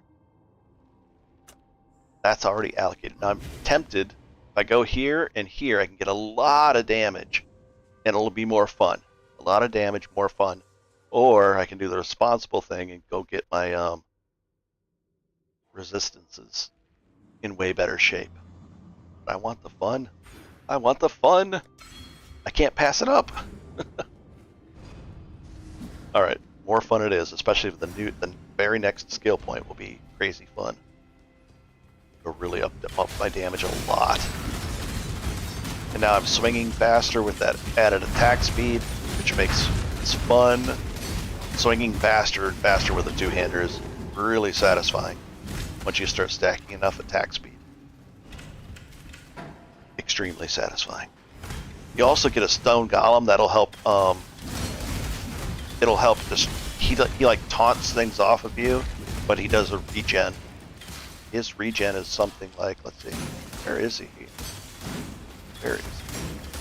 Oh, and blood and sand too is something that you'll want to have on your Molten Strike. Here he is. He regens only 49 so far per second, but it adds up. The other buff you'll want to do with Molten Strike is, let's see if I have it. Oh, I gotta take care of these guys 1 second. Molten Strike, you'll want this buff going with it right here. This one. Where is it? Blood, sand. Vengeance. Vengeance is fun too. Just automatically a free hit back. And if you have a two-hander, it's a big, strong hit back. That just hits every time they hit you almost.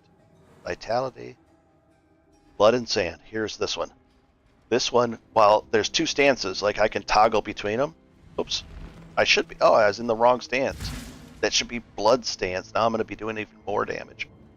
But if you're in the blood stance, your melee skills will deal more damage. So it's a 12% multiplier, which is huge. And then what happens is, in blood stance, the area of effect shrinks by 5%, but that's okay.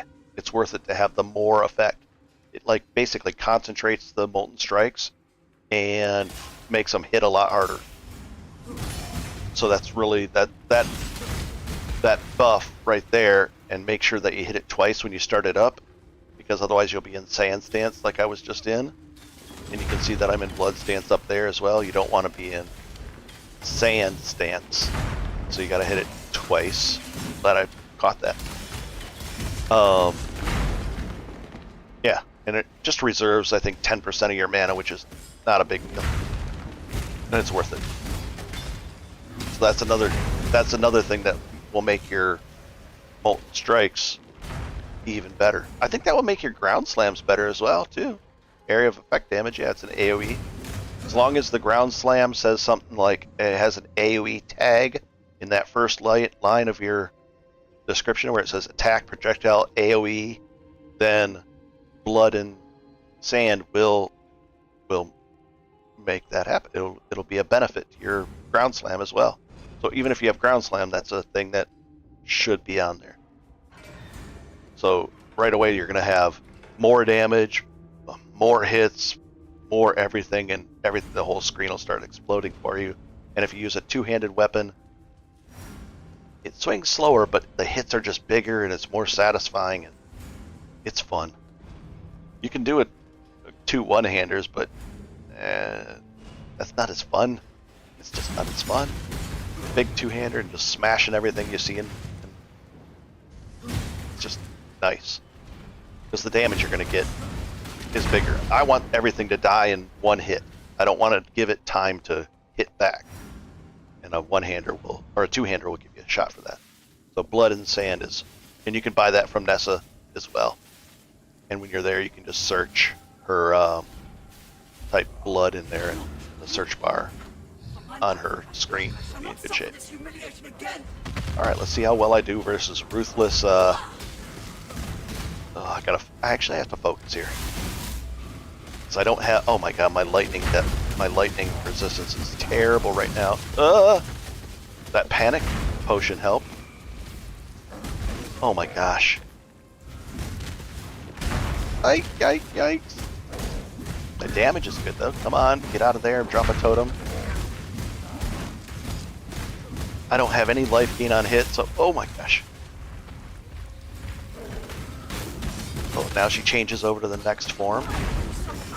Now I can't hit her. Oh my gosh, instantly dead. I pushed my potion, but frame 2 seconds later. Instantly just zapped. What is my defenses versus... That's why my lightning is just terrible. Oh boy, oh boy. What is this gonna... This is gonna be bad. This is really bad. I really need more lightning resistances. Can I don't even have a portal. Oh, I don't think I really have any lightning resistance in my chest. I can go look. It's not going to make a difference. I don't think I have it. I'll rebuff. Oh, this is bad. This is bad. That lightning resistance is in the ground dirt. What's this way? I might have to like grind out a level or two. That's gonna just be, or I have to play perfectly, where I don't happen to get touched by any of those lightning things. It was like bam, my life went chunk, and then I went to push the button as quick as I could, and the next it was like zap zap, and I was dead. Any kind of lightning resistance? Not really. No. There isn't any here. There. No. No. And no. I'm in trouble. Oh boy. I'm not even close to really substantial. I just got to do the fight. Maybe one more to do some damage. Maybe try to go through here and get some more damage before I go into the fight would be a better way to do it. So, like, go here and do the prison run again. I think that's what I think I have to do. Maybe I'll get a lightning item to drop, and then I'll get more damage from the next skill point. I just don't want to have to struggle through that fight again. And I don't mind. I like killing stuff, so we'll just do this. Wow. That was an eye-opener of a smash. I knew my lightning resistance was low, but I didn't realize it was that low. I swapped over to two fire resistance rings, but now I need some lightning resistance rings to put on for that fight. And that's the other thing. In Trade League, I never swap between gear for a particular fight, but this one, if I had it, I would in a heartbeat. I'd throw on 2 lightning rings, but I don't even have lightning rings. And that's a funny thing to do. It seems odd, coming from Trade League to say, okay, I gotta switch some gear up for this boss fight. And I could live through that fight, but it would be extremely difficult because it expects you to have 75 resistances. Well, and that's what it's tuned for. Well, I have almost 0 resistance, so it's every lightning thing is 3 times stronger than it should be. We'll say though that word we use, should be. It's tuned for having 75 resistance, and I had 17, so I'm taking almost the full hit. We've already done that, so no. Already done. Hi, welcome to the stream. I just I'm trying to get a little bit stronger for this next boss fight. So I don't have any lightning resist on this Ruthless guy, so I'm either trying to find some lightning, which will be highly unlikely. I don't really have a good solution for it. There's nothing close on my tree to give me lightning resistance because I was going for fun and taking more damage, which is okay. And I'm gonna take a big damage node next anyways, and that'll help in that fight. More damage would help in that fight, but the pain from that was just amazing. They hit really hard on that lightning. I probably got shocked, and then that adds even more damage, and then the next hit just instantly goes like bam, shocked, hit, dead. There you go. And if you have any questions for the person that's new to the stream, go ahead and ask away. I don't mind. And if you like this kind of content on YouTube, hit the like button because that will help spread it to more people. Most people stream on Twitch, but on Twitch, there's a lot more people on Twitch, but the vision, it's not as clear. Twitch doesn't stream at a higher quality like this. This should be a very clear stream. I'll take that. What? I can't pick that up? There. And away we go. I'm really trying. I'm so desperate to find anything that will give me some life. Not life. Lightning resist. Should have cleared all this out even. And this is we only got that much. We might have to go fighter. So we only got, let me see if I can reset this area. I don't think I can. I'll hold down control. Oh, I can. Put it new. And we'll see what happens. I don't think I'm going to get to another level. I might have to fight this guy. This fight as is. I really don't want to, but oh well, we'll give it a shot. Maybe I just got extremely unlucky with her attacks, and I'll just be more careful with her on those two, like when she swaps into lightning mode.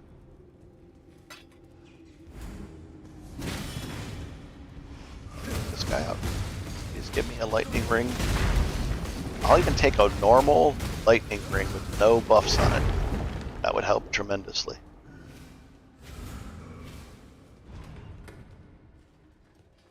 Away we go.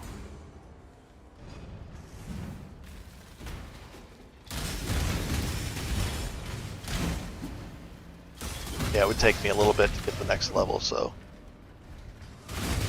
Yeah, because we're 6 over. We're currently over leveled by 6 here. Still got crushed. No resistance is bad, bad, bad. And done. We'll get a little more damage. Not too much. Take these guys out, come on. Something good. Tomahawk, a hollowed flask, and wisdom scroll. I'll take that, that.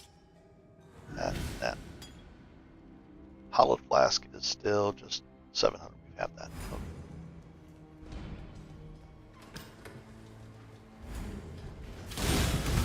We're coming up on the boss again. It looks like I could do one more run through and get the next. If it's terrible, I'll just do another run through. If I instantly get. Oh, I almost died right there. Things got with Jeweler's Orb. That's a big, big, big thing for solo self-found Ruthless. Get a chance at a good item. I'll take that as well. Roll that.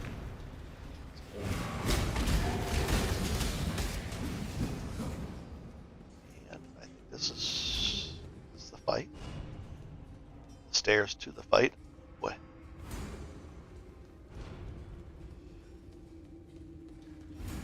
Yeah, I think this is. If we did it one more time through here, we would get the next level, but it's kind of slow.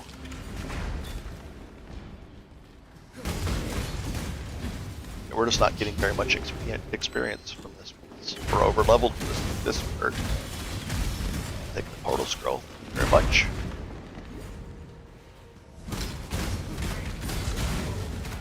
Another one. Take that.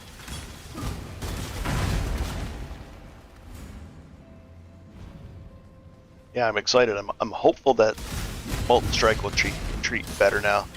Those changes. And if you have life gain on hit, you can buy it, but it'll really make playing easier. It won't do as much damage as a different. You added something else to it, but it makes it so much easier. You don't have to sweat things.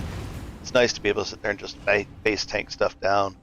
And it might take 1 or 2 seconds longer to kill a bigger boss or something, or a bigger thing in a map, but that's not the end of the world.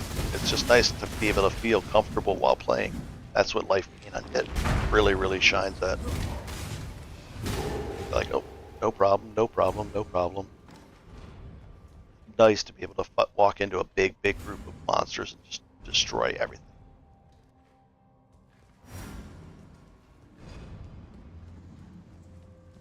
Let's see. We are getting some experience through this, but not a lot. If we have to do this walkthrough one more time, we will be in better. If I instantly die again to that lightning, I'll have to do one more walkthrough. Just that still won't help me from instantly dying. Oh boy. Maybe this has. Maybe these gloves have lightning on them. Nope. Nope. Nope. Nope. That's sad that I'm trying to pick up some magic gloves and hoping it just give me 14 lightning resistances, please. Here's the. Please be in the chest. Mace and. No. I'll take that, I guess. Oop. Gotta have inventory window closed to pick it up. Alright, here goes. Moment of truth. Do the fight. Take the map off. And here we go. Even that guy hits pretty hard.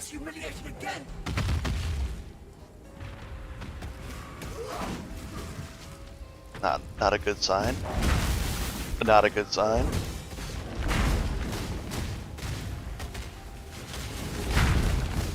Oh, here comes the lightning bolts.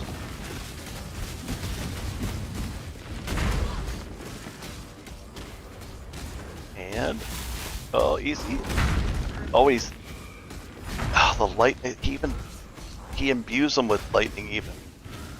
She imbued him with like lightning infusion or something. Ah! Oh, our golem's gone. Okay, here's the moment of truth. I gotta avoid the badness. And she floats in the air. I've got to keep moving, not get hit by that junk. Before I wasn't as worried about it, and then I was like, okay, I can deal with that, and I clearly couldn't. Get out of that thing. And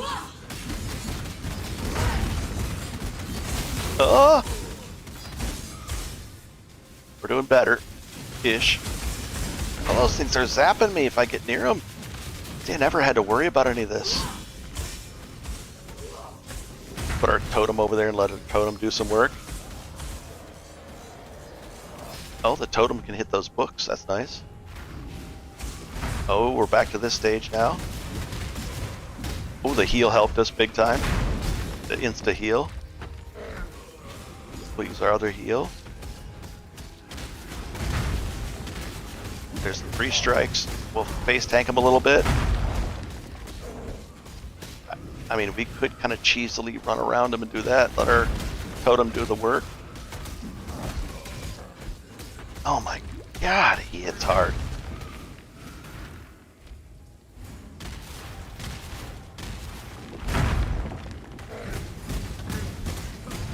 Come on.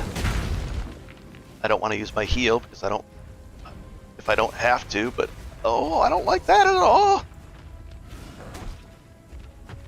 Dodge him and weave. Oh, come on.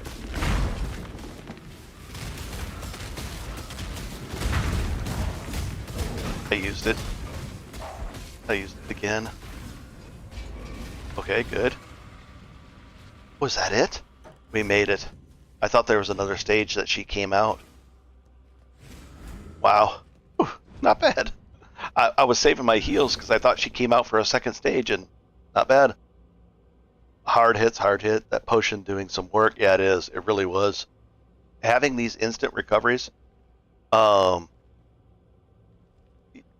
want them in Trade League even. Finding a good instant recovery, not right away. Once you get into these, these type, the hollowed, and the next tier up of these, having one of these as a panic insta heal is huge.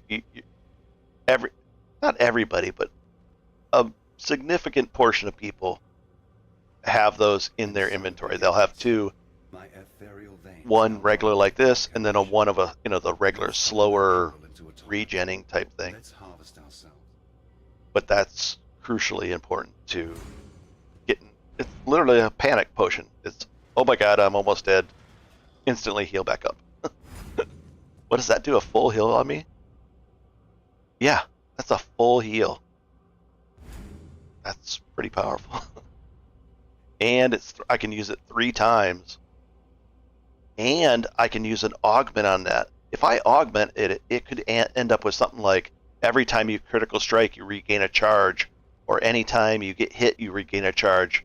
Well, that can actually add up pretty quick too, and all of a sudden, now you've got more charges during the fight, or it regens itself more quickly, or it could have more charges. So we're gonna definitely augment that one right now, and that way we'll get more utility out of it. So that's going to be important to augment that. Let's go augment it right now before I forget. I should have done that before. If I have an augment, I think I have one. Let's sell this stuff real quick. Good tidings to you. Good tidings to you. And that's just so we get transmutes instead of scraps. Yeah, I don't think any of that stuff's good. Okay. Time and tide wait for no man. Put that away, that away, that away. We could roll this one just to see what we get. Okay. This was anti-bleed, but I kind of count on that as my anti-bleed, the steel skin, so I don't really have to worry about that. So I'll just... This one has increased charges per use, which is kind of bad. Increased amount recovery is nice, but instead of 3 quick uses, I'd only get 2, and then I'd have to recharge some, so that's just not good. Excuse me. And sorry about that. And I try not to. We'll put that away and that away. And the moment of truth. Here we go. All right. We need a good roll on this. Even though that says 2 things, it's actually, if you hold Alt over it, it counts as 1 mod. That's just one long description for 1 mod. And these can all have 2 modifications on them. A prefix and a suffix. So we're going to get a suffix. Here it goes. I actually care about this and hope it's a good one. Grants 100% of life recovery to the minion too. Not terrible. I mean, it could be a lot better. That's nice. Now that I have when I'm... Let's go fill that thing back up. There, it's full. So that'll give 1,500 life back to my minion, which has a total life of what? Let's see. Where is he? Stone Golem. He has a total life of... Maybe it's here. 2,400. So that's not bad. I mean, it helps a little bit. Nothing wrong with that. What a lovely... And away we go. Oh boy. I'm still in a situation where... What? Oh yeah, we're in the next zone. Good. Alright. So lightning there for that guy. Not good. Oh, there's a mana guy. Gotta not fight him from in the middle, on the edge there. Gotta fight inside it. Oh, and he's moving. Oh, come on. I just have to use my blast, or my, I'm gonna use my totem to kill this thing. It's like messing with me. There we go. Oh, he's an elite too, that's why. Very cool. And Stone Golem got stronger. Now he has 2,700 health. And Hollowed, that's still just 700. We don't need that. We'll pick it up and just throw it in there just for maybe the upgrade. And I need experience. I need EXP and I need loot drops. So I'm treating all these things like loot pinatas. Come on, loot pinatas. And on Ruthless mode, the pinatas do not, they're usually empty. Oh, an ivory, but ooh, nice pack of blue guys. Arena plate, interesting. This technically could be an upgrade for us. Technically, we'll see. If it has a bunch of life and lightning on it, that would be great. And I'd actually make the sacrifice because this base, this is a good armor plate base, the bronze plate. This one is, it has some, that's nice, it has some armor naturally, but let's see what it rolls as. So this one, our current one, has cold, reflect, not that great, but the cold is nice, the cold resist. So let's find out. 8 armor. Ooh, the armor goes up because of that. Max life. That's kind of actually decent because if you imagine if you had 1,000 life on something, the resist wouldn't matter as much because you have so much life. Yeah, you're getting hit harder, but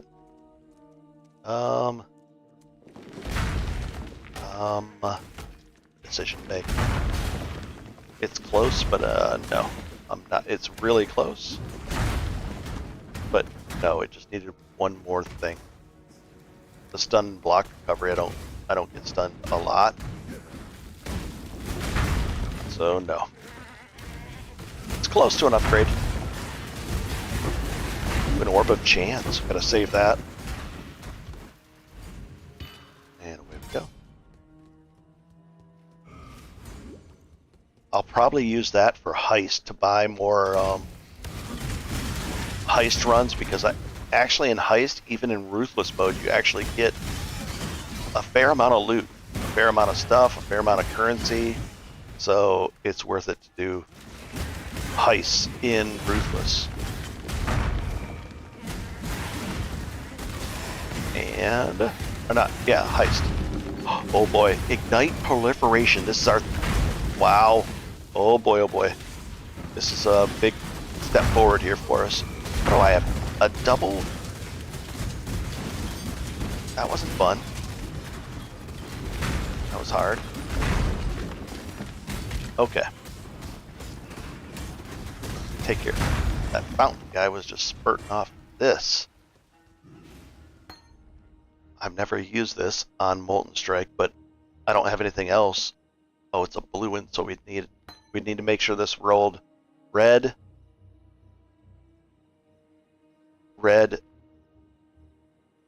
green, blue, and then we get this. Now what is it here?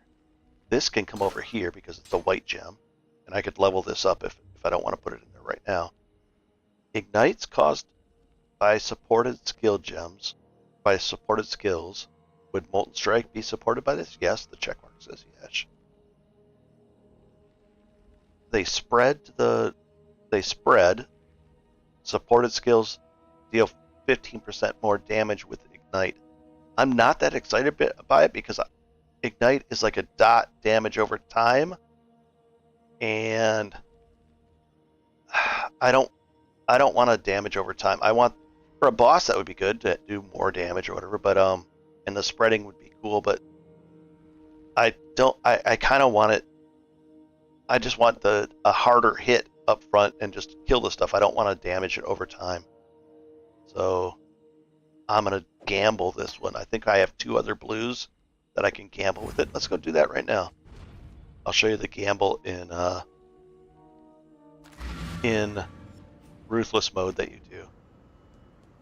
You take 3. Let's sell this other stuff off real quick, though. Good tidings to you. We'll identify it. We're not going to use it. Let's see. Movement speed, but this has 4 links. I can't give it up. And it has lightning resist, but no. I can't give up the 4 link right now. And no. Okay. This is the gamble. Right here.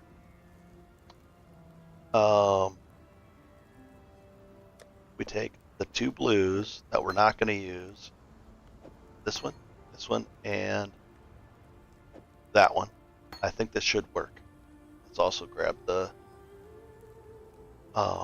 potions. I think we can sell this one, and this one for the next rank up. Ooh, we could do a hollowed as well. And the mana. We could do this and this. 1, 2, 3. Okay. Let's do those first. 1, 2, 3. Let's see if we can do this one too. 1, 2, 3. That one. 3. Good. And this one too. There. So we upgraded all those. And is this one... Oh, that's a better than what we have. So, good. Now we'll do the gamble. It should be 3 of them. Should give us that. Now it's going to give us a random blue support back. And it could actually give us either one of these ignites, intensify, or that. Or it could give us something else. Much better. I kind of need red ones, but there's a chance I might get something good. So, here we go. We got cast while channeling support. That could be interesting-ish. Like technically this is a channeling skill. So if I link this to blue, what it would do is it would also cast something else that can be triggered by this. So it would do this and maybe like, I don't know, maybe like a fireball or something. Let's see. Must support both a channeling skill and a non-channeling spell skill to work. So I could have something like, this would kind of be interesting. I could have a fireball attached to my cyclone, attached to this, and then this would trigger, I could cyclone around, and this would trigger the fireballs to explode out in a range, or some kind of like Frost Nova, or some kind of spell that would be triggerable by this. You cannot cast supported triggerable spells directly. That's okay, and trigger a supported spell every half a second while channeling. Interesting. That might be something fun to do, but that might be something we need to do because I do have the cyclone, but I can't do a full setup with this. So I'm going to save this, but it's not helping us now. But it might be something I'll use later. And I probably won't give that up for a gamble either. But this is a support gem. Oh no, I can't give that up either. Arrogance support, I can't give that up. That one I could do.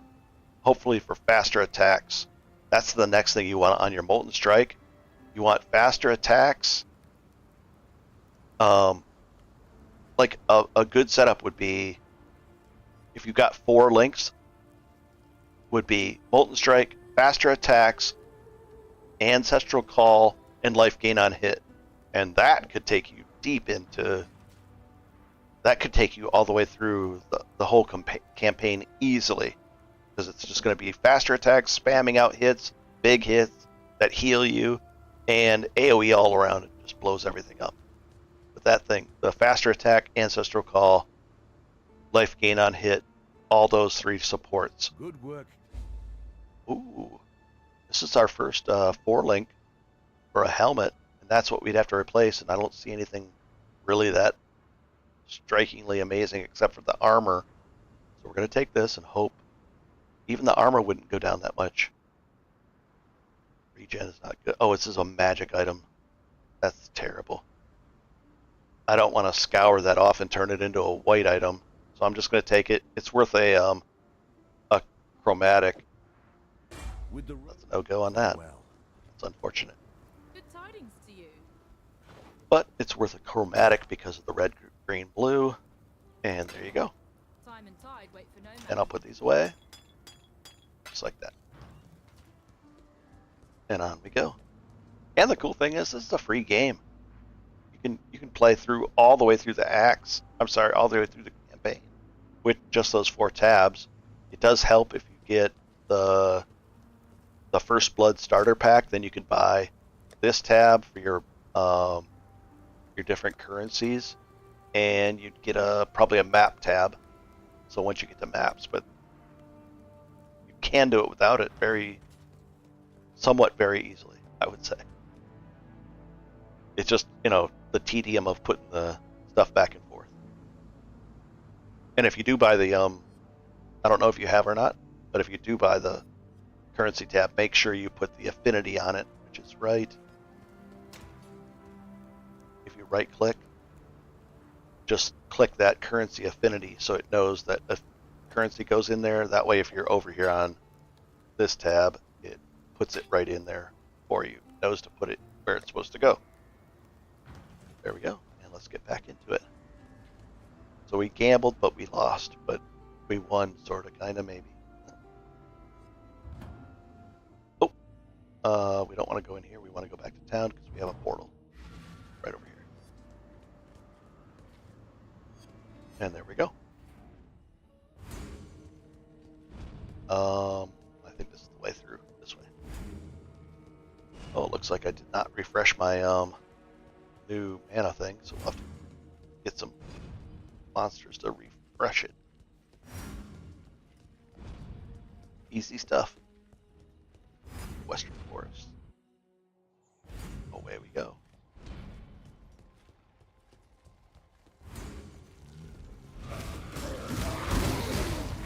Nice. Very good. We're going to get a big upgrade in damage. And then we're going to beeline for that. We're going to get a lot more resistances. I'm just going over here just to double check. It says I want to look on the map. Once we get out of that map, I can look over there. And yes, that little circle means we have a waypoint in there. So I should look for the waypoint before that should be my goal. I want to unlock waypoints in all the areas. This makes things smoother, easier.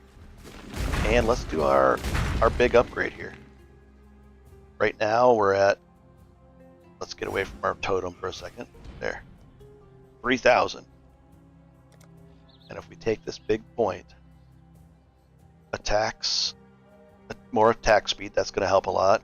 The two-handed increased damage, increased stun duration with enemies. I stun some creatures, but I don't really care about stunning stuff. I just want to hit it and not kill it. All right, here we go. Moment of truth. I'm going to guess 3,200, 3,300? Almost 3,300. Very nice. 10% boost in damage. And even more because of the 30% of that 10%, like a 13% boost in damage. Sort of, kinda. More damage, we'll put it that way. Yeah, this is feeling nice. This is feeling a lot smoother already. Let's see how well I do versus this guy. Not bad. Chunks him down. That was an elite, so not bad at all. Got another elite? No. Wow, everything's just getting belted now. And nope. There's the. So where do we go from here? Oh, just kind of continue on. Is there something in here that we have to do that it says optional? Maybe. Probably. I can always click this. Oh, I missed something back in the Prisoner's Gate. The Cloven God in the Prisoner's Gate. Did I miss something there? I did. Let's go back there. And now we have the waypoint, so I don't mind going back there. is he? In this, he's directly in here somewhere. I ran up there. Is that? No, that's not it. I think he's over to the left. The Cloven God thing is over to the left. Hi, welcome to the stream. I think there was another person that just came in. Again, YouTube makes it a little difficult to know when people are in and out of the stream. So I have to guess. Looks like somebody else came in. Oh, don't have tabs yet. My frustration with are holding me back from investing at the moment. No problem. And enjoying the game. Keep going back even when frustrated. Yeah. I think I suspect you'll have as far as combat goes, if you get the life gain on hit with Molten Strike and Ancestral Call, just those three will make it less frustrating by far. You'll be dying. I think the most frustrating thing is dying. So that will turn off a lot of the dying. We'll put it that way. No, so it's back here in here somewhere.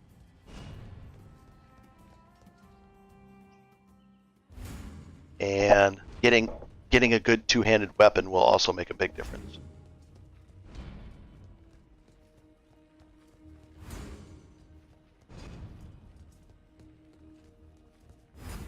And the other thing is, during your first playthrough, it's all really about learning and learning stuff and saying, oh, this does this, and now I'm a lot stronger. Oh, that makes sense. And then your next playthroughs get faster and better and quicker and smoother, and then you're like, okay, then you start incorporating, oh, I like this kind of content in the end game once you get into maps. Oh, I like doing delve. This is cool. And then you realize certain builds can do delve better than others, and then you see all kinds of crazy builds and all kinds of stuff starts happening. It's pretty cool. I don't know what. Normally, this just gives us a Pantheon. Yeah, you haven't even. I don't know if you've unlocked Pantheons yet. Those are extra protections that you get to choose from. There's ways you can modify your gear even more and more and more in towards the end game with end game currency. It gets really crazy. What is this guy doing over here? He's messing with us. Oh, we'll go through here. Yeah, I'm not dying much. Surprising, it's slow. Need faster weapon and the right sockets. Yeah. So if you're not dying too much, maybe not go with life gain on hit, but look for like a faster attacks, and yeah, the Pantheons are really cool. Just don't miss any of the side quests, because those are a lot of it unlocks the Pantheon stuff, which basically just gives you buffs that are permanent, and you get to pick which ones you want. It's nice. Like there's ones that make it so burning ground doesn't even affect me. That would be an interesting one. There's other really neat ones too. There's like a dozen that you can choose from. There's a major one and a minor one, and you get one of each. And then you can enhance them too with enhancements, where you go out and you capture bosses, their souls, and then once you've captured them, it enhances your Pantheon effect. And it's just a little side effect thing. It's just a little bit of side content, but it's significant. It's kind of neat. Like all the trade players, once they get into maps, they actually buy the vessels that are used to capture the souls of the different, and then the souls of the gods that you're supposed to catch. Pretty neat stuff. Yeah, I don't think in my series I got to explain it, because I stopped at around right. Where did I stop? I don't know. Maybe I did. I can't remember. Good sir. I blah blah blah a lot, so yeah, this guy would you'd kill that guy and then you talk to him and he opens up the Pantheon, which is by default it's letter Y. Let's see, it's even on here, Pantheon. It might be on your screen, but Ruthless it doesn't have it because we don't get it. And then you talk to Sin and he unlocks those, and it's like just buffs, and then if you hover over them, it'll say how you can enhance the buffs and everything too. All right, so we did that thing. Now we'll go talk to Bestel. That's one of the Pantheon gods that we had to knock off. Let's see what he gives us as a reward, even though we don't get Pantheons in here. We'll still get the reward for doing the quest for it. Something good, right? Ooh, a skill book. I'll take it. A little bit closer to this. We want... I'm shooting for this. And if you're trying for resistances too, a big one is you're going to be starting right over here. Your resists are low and you're taking too much damage. Just grab these two. That's 20. Over here, I'm going for it. It's going to be another 20. And you can pick something in the middle here if you want that. And right over here is another 5 to all, so that's 15 total resist. That's a lot. Oh, and this is total resist too. So that's just not 20. That's like 60 total worth of resist. It's a big difference. The question is, let's see, I'm reading it. Haven't got through your series yet. Been watching them as I play in the axe. Not getting ahead of my tune. No, that's perfect. Let me actually spend the point and apply it. One here. Yeah, it's good. I'm hoping it wasn't. I don't know if it was my intention when I made that series, but it literally should be answering the questions that would come up just like if you were playing. Like I was there with you, and I'd be like, "Hey, if you get something like that, do this here, and it'll make it easier." Or this is why you should do that. So it was kind of tailored for that, and it should help you a lot. And your first playthrough, even though you might not want to play a melee guy,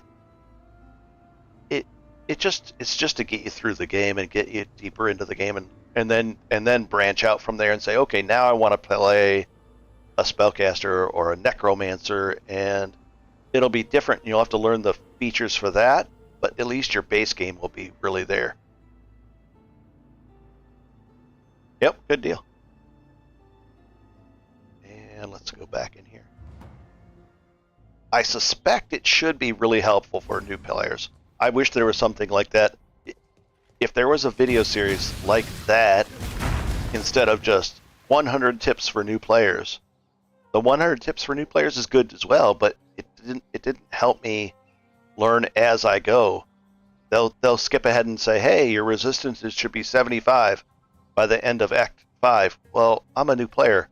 I don't know what Act 5 is. I barely know what a resistance is, unless they perfect. I don't know what resistance cap means. I don't know any of that. So it doesn't help me. And if there's that many tips, I can't remember them all. So yeah. Very good. Good. I'm glad to hear it's been very helpful. Maybe I'll redo it in the future where it's just it gets better and better. I can, if I do redo it in the future, I'll rewatch the video that I did and self-critique it and say, no, I could explain that better or more detail or less detail or whatever the case may be. I was kind of winging it as I went along. And I think I did make a couple mistakes when I did see it a few times. I have watched it, and I'd be like, that doesn't make sense there. I should have said it differently. But in general, I nailed most of the things. Most of it. And here I'm just actually just hunting for stuff and hoping to get a drop. No rush. Let's find out if I can get some stuff here. And even though this is Ruthless, it still gives a pretty good indication of where your character will at least end up or be. This will be interesting if I could get... No. See, I look at that and I think, I could turn that into a magic item and get something, maybe movement speed and some other good thing. But it's not linked up, and I definitely need a 4-link. I can't give up the 4-link at this point. So, nope. I'm not going to mess around with that item. And what should we be doing in here? I don't think anything in here. We should be advancing. That points to there. And that points to there. So even me, I'm sitting there, you know, using this stuff. That tip, you know, that I'm still using the map, and after years of playing, I'm like, where should I be going? Because, you know, you're only been through here so many times, and I usually don't pay that much attention. But it's gonna be, should be over to the right. I'll look up here and I'll kind of hug the wall and looking for the thing. And I do to get distracted a lot. I love just smashing big groups of creatures. I'm happy that in the next 4 skill points, I will add a total of 25 to my resistances. So all my resistances will go up by 25, even my fire resistance, which means I can take one of these rings back off. Very nice, very nice. And that means my damage will go up as well then, because I have a ring that I can put on for damage. Yep. It says, I'll read what you just said. 1 second. Let's get to a safe spot where I can actually. Oh, there's the exit too. It says, you are right about the other videos. I am not interested in Act 5 or beyond right now. I'm in Act 2. Helpful info for where I'm at, and it's all I need, with a few tips on the upcoming stuff, which is mine, which is the video you're watching. Great. Yeah, that makes sense. And the other people, if they're trying to make a video like that, well, you're going to end up making a video that is hours long. And people are like, wait, why would I watch a tip video that's an hour long? It seems counterintuitive. And then you're like, oh, this is why, because it's literally talking to you as you're playing and seeing the same kind of stuff. And you're like, oh, it does make sense. And at first you're like, no, that doesn't, I wouldn't watch an hour-long tip video, but you would, and pause it and play along. And most of those other videos don't do that. And I've made those videos where I make 10 good tips, and then another 10 and another 10. And people like those too, but it's not the same at all. At all. And there we go. Yeah, I haven't found a video out there that literally walks with you through the game like that and explains things as you see them or why, or like you probably came to Oak, and a lot of people have that bandit quest in Act 2, and Oak is that guy in that little fortification area, and he has a regen. If you don't have enough damage, he regens life really fast, and all of a sudden you can't kill him. Well, I actually sit there and explain it. Most of the other videos say that they start off at level 64, blah, blah, blah. Helpful for 64, but not for new people. Yeah, that's what I found. I really wish there was a video like the one I made when I started, because it would have saved me 2 years of learning, a year of learning on my own, maybe a year or two, would have really been good. To the point where I probably even should continue that video series. I don't know where I left it off. It was pretty deep. It was like probably 12 hours deep, 15 hours deep into the game. But I should probably go out and make the next. Either remake the whole series and play again from scratch, which I don't mind doing at all, or continue the series because oh boy, oh boy, oh boy, this is our first. Oh, this is huge. That drop was just amazing. I'm happy that you found the video as well, and I'm very happy that it's helpful. I think 600 people have been watching it, so, or 700, which is decent for the first couple weeks that it's been out. Nothing to shake a stick at, poke a stick at, or I don't know. Yeah, shake a stick at. I haven't said that in a long time, so I'm like, what? And this item is really, really huge. So it's, oh wait, let's go find out if this is this should have a waypoint in this area. This is actually crucial to explain. And I don't think I explained it in No, I won't stop. Oh, something dropped back there. I heard it drop. Oh, it's a 4-link gauntlets. That's kind of interesting, actually. The item I just got is actually a good thing, and it actually will help you as well with your cast when damage taken. So let's see. Yes, let's go grab the waypoint, go to town. I might be able to utilize this right now. I'll need a red and a green slot connected somewhere. Oh, I don't have it yet, but we'll go find it. Let's go find the waypoint, hit town, and see what I can do with this. This is huge. Oh, I gotta go around. If I had Leap Slam, I could also, with your Marauder character, you're going to want to have a Leap Slam, too. And make sure that the Leap Slam, it should work with axes and stuff like that. Because Leap Slam, you see me jumping around. I just point where I want to jump and I Leap Slam all over the place.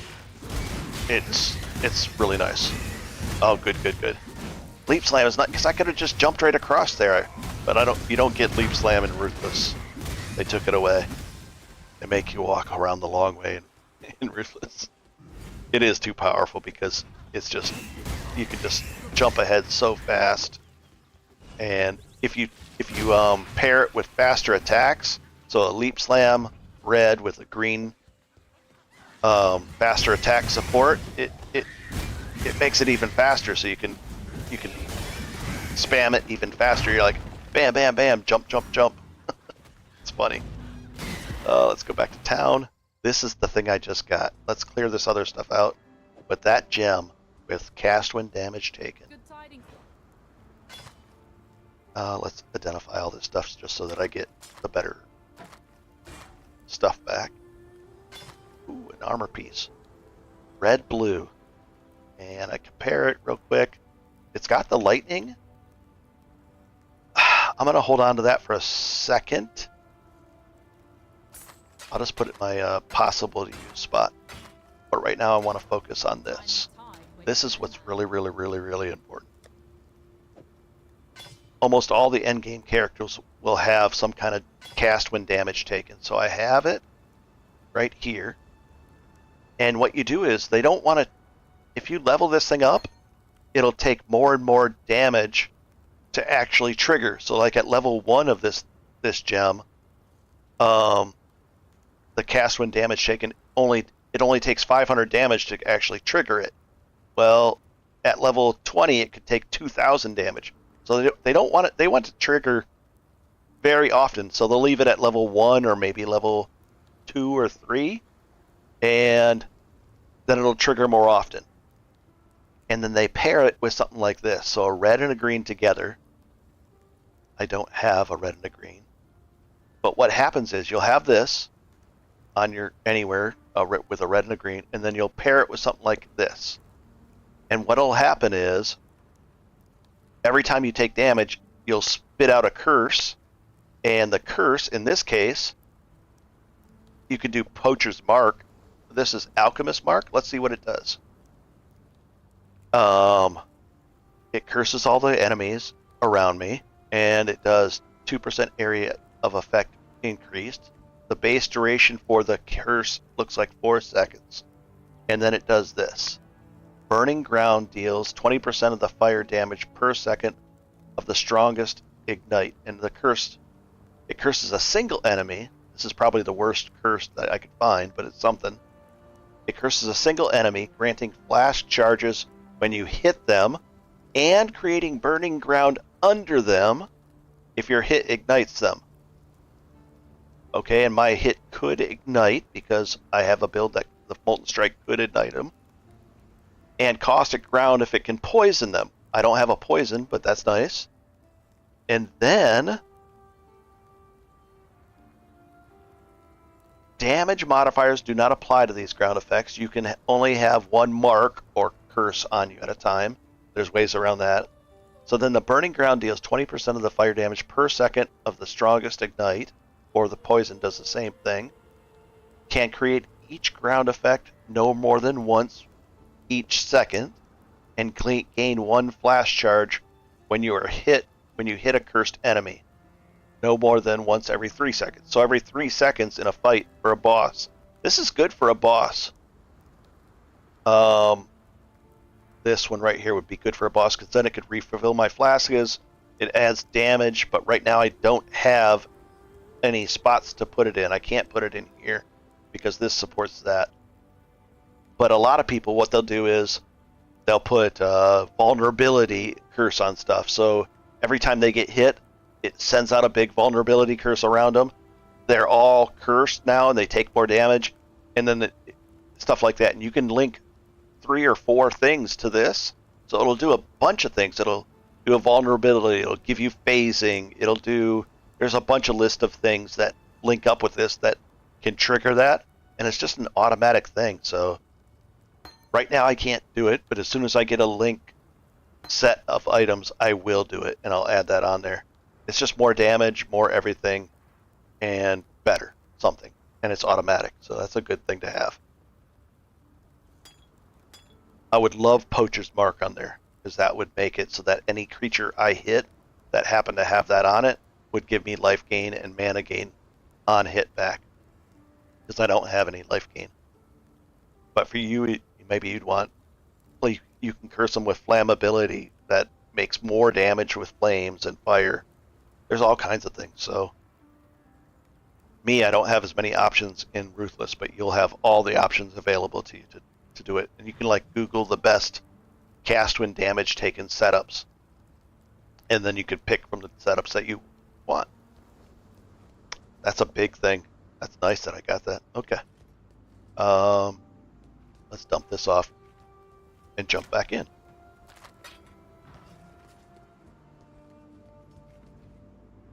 But even that, see, I just went through the cast when damage taken explanation, but there's even more to it than that.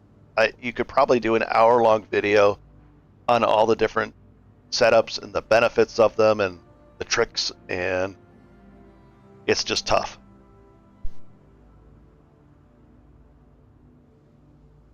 And I'm not exaggerating. It would be an hour long. The different strategies around that, just that one little setup of things. It's amazing. This game is complex, but it's really powerful. And away we go. I think we just want to go through. What do we want to do here? Let's go back to town for a second. I always have to get myself focused again. I talk and then I forget about what I'm supposed to do. The Brine King is that way, and I think there's a little side. Yeah, this guy's another side quest, so we'll go do that one. And that's part of the Pantheon too. Hi, welcome to the stream. If you have any questions, just let me know. We're doing Ruthless mode and solo self-found. Yeah, I think this is the. Oh no, that's the wetlands. That goes back. Oh, yep, this is where it is. There's the optional quest here. The Puppet Mistress is around here somewhere. I think it's like in a little side cave. That's okay, we'll just kill the stuff around here. Work through this.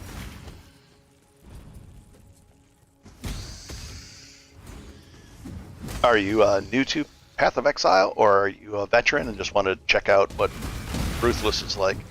Ruthless is pretty ruthless, as you can see by... there. I'm in Act 6 with a lot of magic items on yet. And no movement speed still. I want it, but I just haven't got it. I think I got some boots that did have 10 movement on them, but I needed the other boots with the links, so I had to give them up. And away we go. Like those might have movement on them, but I can't. It doesn't matter because I need the links. And away we go. Oh, look at this. Bunch of... Oh, I don't like that stuff. This is going to be tough. Mana back, please. Look at all the curses she just lays on me. Come on. That was... Ugh. Not good. Yep, here's the thing. Here's the spawning ground for this little mini side boss. This one, you have to go... He spawns right in here. Does a lot of chaos damage to us as well. And you gotta kill these guys over here. This guy on the side. And then the middle guy.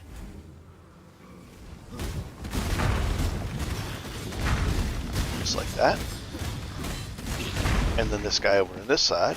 Then it unlocks the final boss, which is up there on that plateau.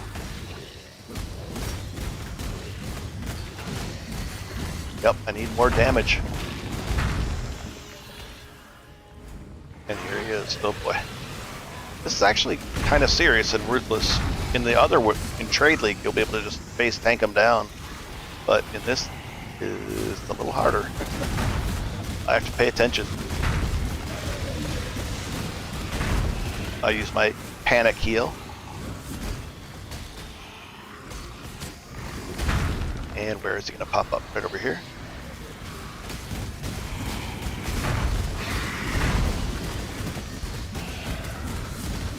Doing pretty well for him. Not bad at all. Not bad.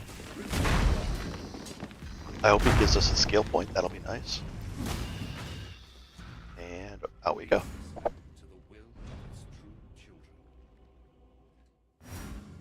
can finish off this area.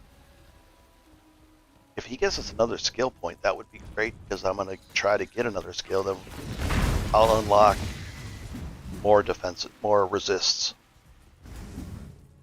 Hi, welcome to the stream. And if you have any questions, just let me know. Just playing Ruthless. Solo self-bound, so it's very challenging. The only thing harder would be Ruthless, solo self-bound, hardcore. And I think I would have already had to restart because I have died. Everything's harder in Ruthless, so I would have, I would have been more careful if I was playing hardcore, and I would have really been playing defensively. So maybe I wouldn't have died, because I mean, if you die prior to Act 5, there's no EXP penalty, there's no nothing. So this is some good experience right here. EXP from all those blue guys. Stuff. And nothing here. Okay.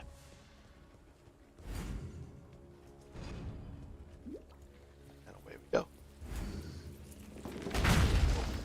And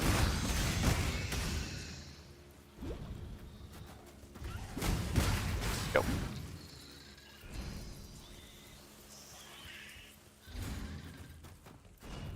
And I'm just clearing this area out. We'll just sit back, I'll hang out and clear this area. I want the EXP. Normally I would just skip out of here in Trade League. Be like, oh, move on, move on, move on. Here I'm like, please give me more creatures that can give me something. That's a lightning ring. Ooh, exactly what I was talking about. Because we're gonna be over capped with fire once we get these two next points. We're going to be over capped on fire. We're already over capped, and we're going to be even more. So we'll bail on that and use this. This is exactly what I wanted. As I was talking about it, I was like, yeah, I want to get a new item, and this is the item I wanted. Please get damage. I want damage. Dexterity, and physical attack. I'll take it. So much so, I'll put it on right now. Let's see which one takes away less of my damage.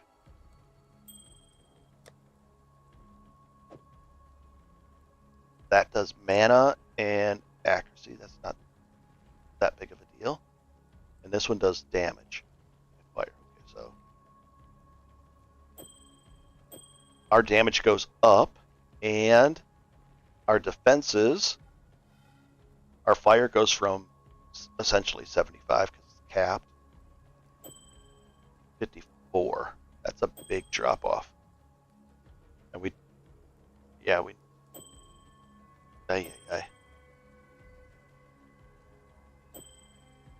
it's balanced. It's more balanced now. That's better. So I'll do it that way. And away we go. Hi, welcome to the stream. I think it's hard for me to tell when people enter, so I suspect somebody enters, so I just say hello and welcome. And if you have any questions, let me know. Just playing Ruthless and trying to balance my resistances and get them back up to 75. Because after Act 5, you get a minus 30 penalty to all your resists, and you gotta get them back up to where they were before. That's what I'm doing. And that topaz ring got us back in a better shape.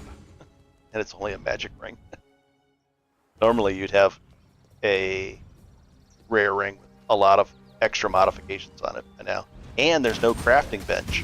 So in Trade League, if you go into your hideout and you have an item, just grab it, put it on your crafting bench, and see if you can craft something on it.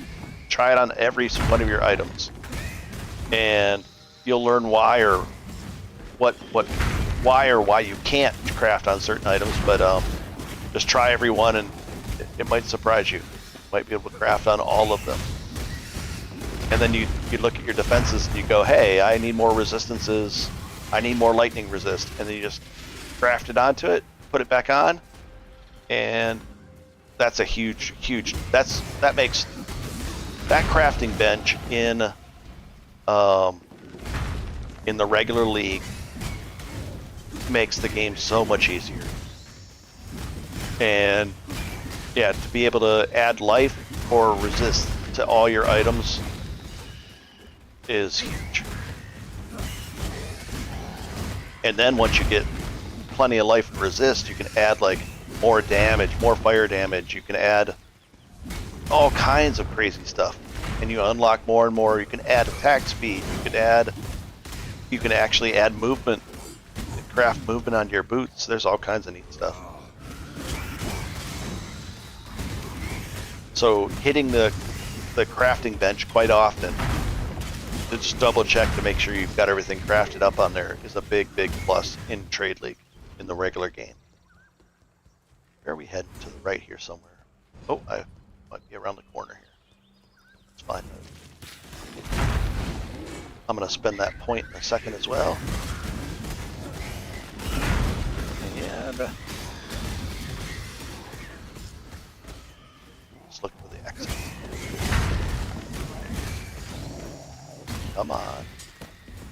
The other thing about EXP is if I can be in a higher level area, I'll be getting more EXP as well per kill, because the formula, I think up to like +6, like if I was 6 levels under the area, I would get the most EXP per kill that way, and then it stops. Something like there's a complex formula, but if you're over leveled, like I'm 55 and a 48, I'm not getting a lot of EXP kills. I'm getting some, and it's not bad, but I should be pushing higher at this point. Even in Ruthless, I'm a bit too over leveled. But I really did want to find some items, but now I gotta push ahead. Is this the way? I'm looking to get ahead. I'm looking for the way out of here. It should be over this way somewhere. Oh, well, this guy. Big guy here.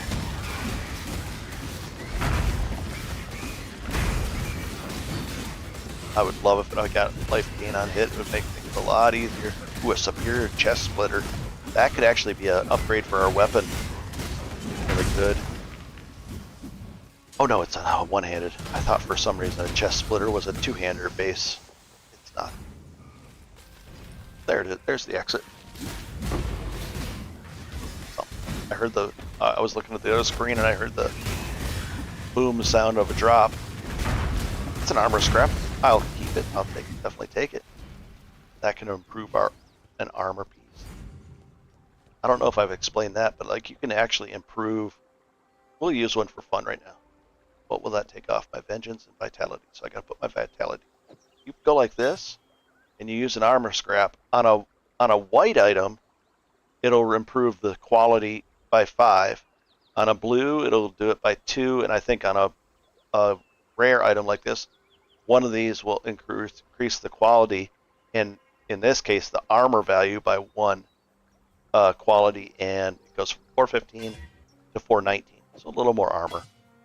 So once you get a good item that you're going to be using for a long time, then start quality them, adding quality to them, and if you quality that up, it'll actually do more. If you use a whetstone on a weapon, it will add more damage to it, which is great as well.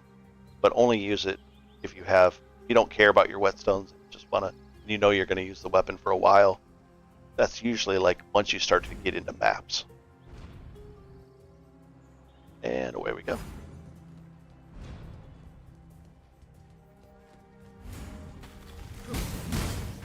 Okay, let's see.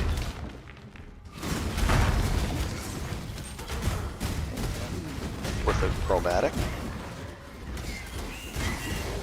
Oh, now we're in a 49 level area, much better. We're only 6 over. I think that last level was 47 or 48. I did only. Looking at the map real quick, we got to work our way through here. I look at the options up there. It says to talk to him. There's no other things in this particular zone. There might not even be a waypoint. Once I find the exit, I'll double check to find out if there's a waypoint, just in case I gotta come back here for any reason. Ooh, there's a good drop. Is that an alchemy? A chaos. I kind of wanted it to be a alchemy in orb instead.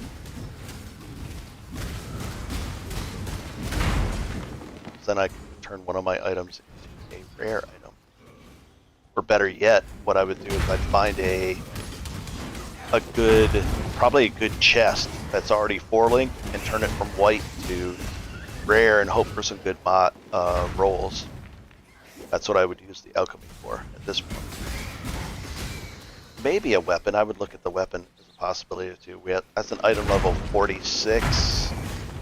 So the item base level would have to be like 55-ish for me to not waste, but use an alchemy on it. I think I'd be better off if I used a head on a chest at this point. But I don't even have an alchemy orb, so it doesn't matter. And the other thing is I shouldn't use that point sitting down there, and it's just going to make me stronger defense, so let's do that. Oh my god. Oh, I just want to... They're all spitting poison at me. I just want to... Oh, you gotta be kidding. Okay. Just wanted a breather there for a second. Right here. So our defenses will go up by 4 on each of those. Not chaos, just your elemental ones. Right there. Getting stronger. Getting closer to where we need to be. Dead end. This is probably a dead end this way too. I'm guessing it's down here somewhere. Or up there. I'm going to go this way first.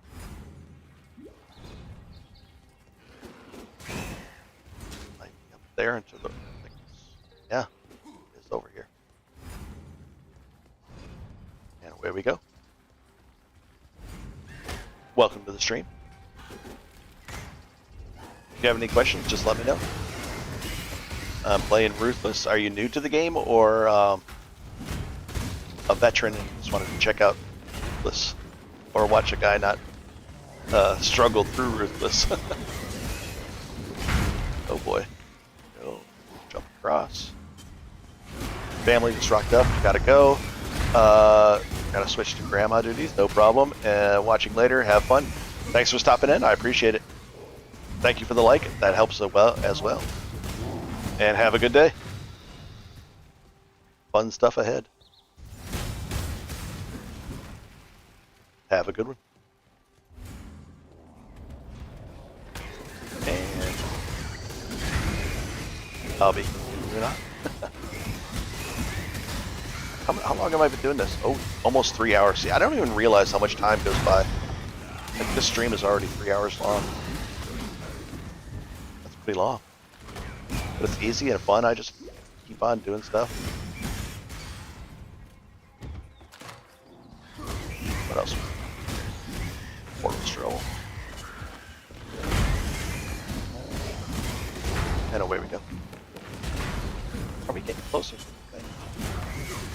Okay. Exit. Come on, I'm trying to pick him up without attacking.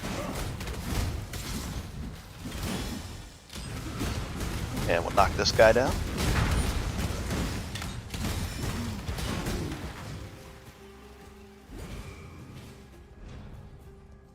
Should be...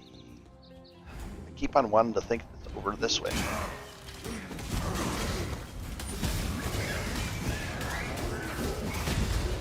Oh boy, those panic scrolls, or panic, what do you call them?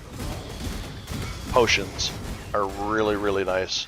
The full heal instantly is very overpowered. There, I used it again. 3 times in the last 10 seconds. There, I used... I'm getting hit with this poison. I just used it again. I got stacks of poison on me is what the problem is. It's just draining me. The chaos damage, I don't have any resistance against it.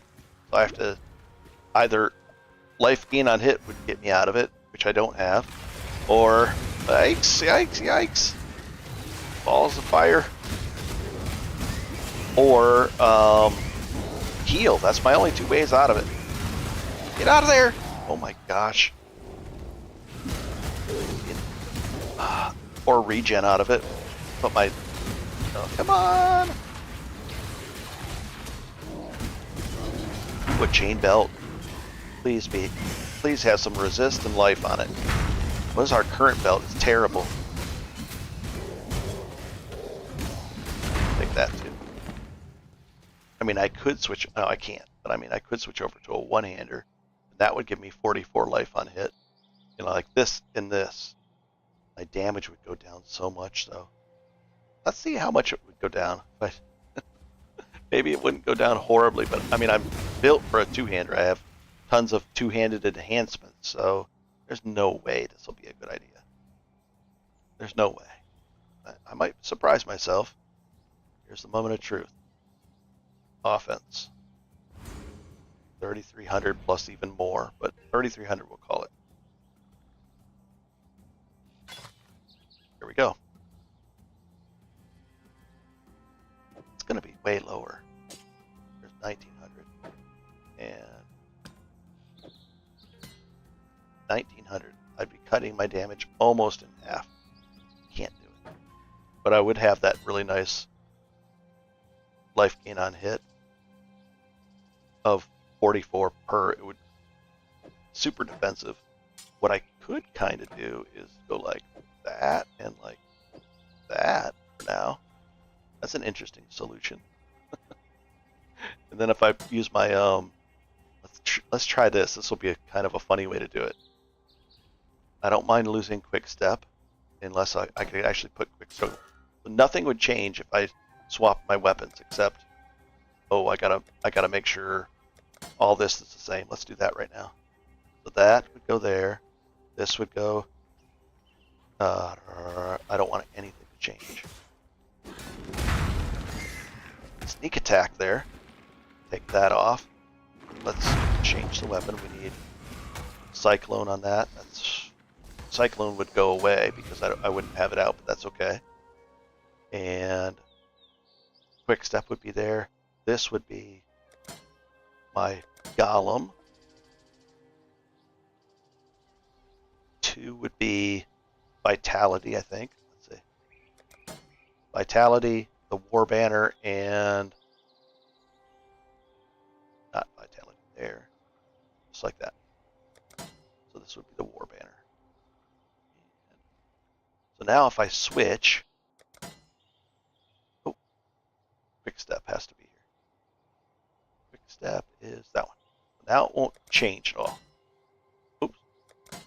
This one has to be that. Okay, now it won't change except the Cyclone goes away. Put that back on. There, so nothing changes now. If I go back into my options input and I say something like weapon swap, where's weapon swap, right? I'll change it to Z. Save.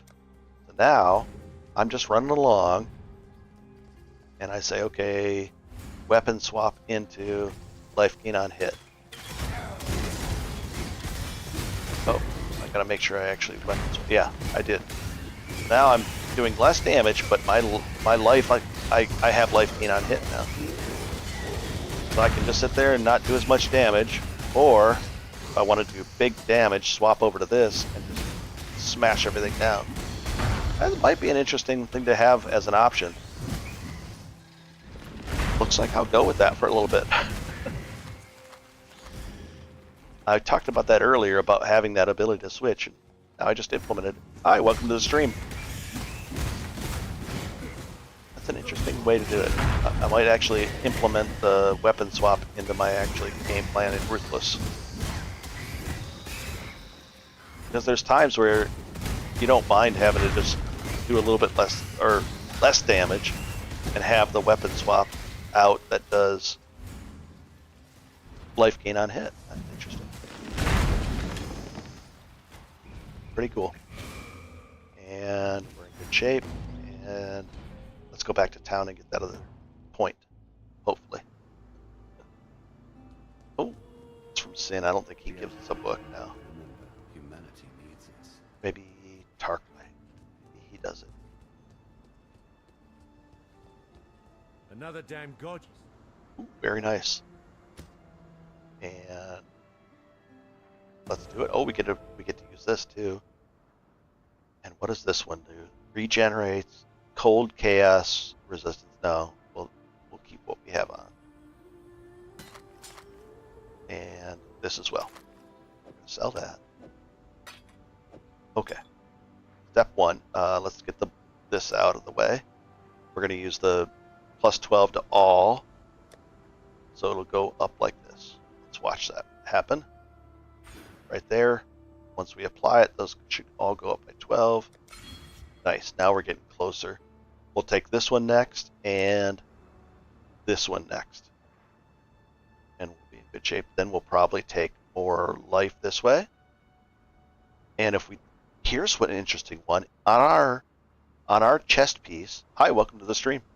If our chest piece doesn't have any life on it... Oh, it does have a life mod. If it doesn't have a life mod on it, like this one does not, then with this skill, right, where was it? Right here, 15% increased life if there is no life modifiers, if there are no life modifiers on equipped body armor. So if I put that one on, there's no life modifiers on that. Here there is a life modifier. That regen life counts as a life modifier. Does it say it under there? No, but I know it counts as that. Interesting. That would be a way to go. What is this? When I no, but I still don't want to wear this one. What about our... Okay, this one has 39 life, and that's it. That's what we'd be giving up if we put this one on. Oh my gosh, look at that. 71 life, 14 to the mana shield, cold resistances, maximum. This is a big upgrade for us. Our life goes up from that to, and our energy shield should go up as well. And our cold resistance goes up. Here we go. Nice. And a little bit more energy shield, which is nice. We can get rid of this one. And we're over capped on cold, which is fine. That's okay. We don't really have a choice in the matter there. Sell items. Let's sell these. This, that, and that. Do we have any cold item that given us cold? That one. So that won't matter. When we replace it, we won't have to worry about losing our cold. You know, if we replace this, that's good. Now it won't matter because we're over capped. And away we go. We could actually roll that. Let's go to the potion, the heals down at the bottom. Not that one. That's over 1.5 seconds, 1400. That's kind of interesting because it's a really fast heal, so let's do that. And we'll replace it with one of these. That's 3500 over 4 seconds. That's just too long. That's the removes burning. Hopefully this will be better. Let's see. Grants 111 increased amount recovery, 30 reduced recovery rate. The 2200 over 2 seconds, or 1900 over 4, and this heals our. We'll do this way. So there's a lot of choices there. Faster recovery rate, the amount recovered, what it does, and that'll actually heal our minion too. So if he's hurt, and there we go. So that's 4 upgrades. So we're coming out of this stronger, better already. And let's go continue on getting stronger, better, and everything. Over here, I think the Brine King is next. Yeah. We'd have to go all the way to there. And then we have to look for the Brine King. Oh, right in this way. No, not in the Cavern of Anger. I don't think this is the way. This might be like a little side. Yeah, this is the way. The Brine King. Yep. His time has almost come. Then hope will be. And then we go through here. And we're still right here. And use the black flag at the base. Yeah, it's a pretty far away from here, so we'll put this over here. And we'll just cruise on through here.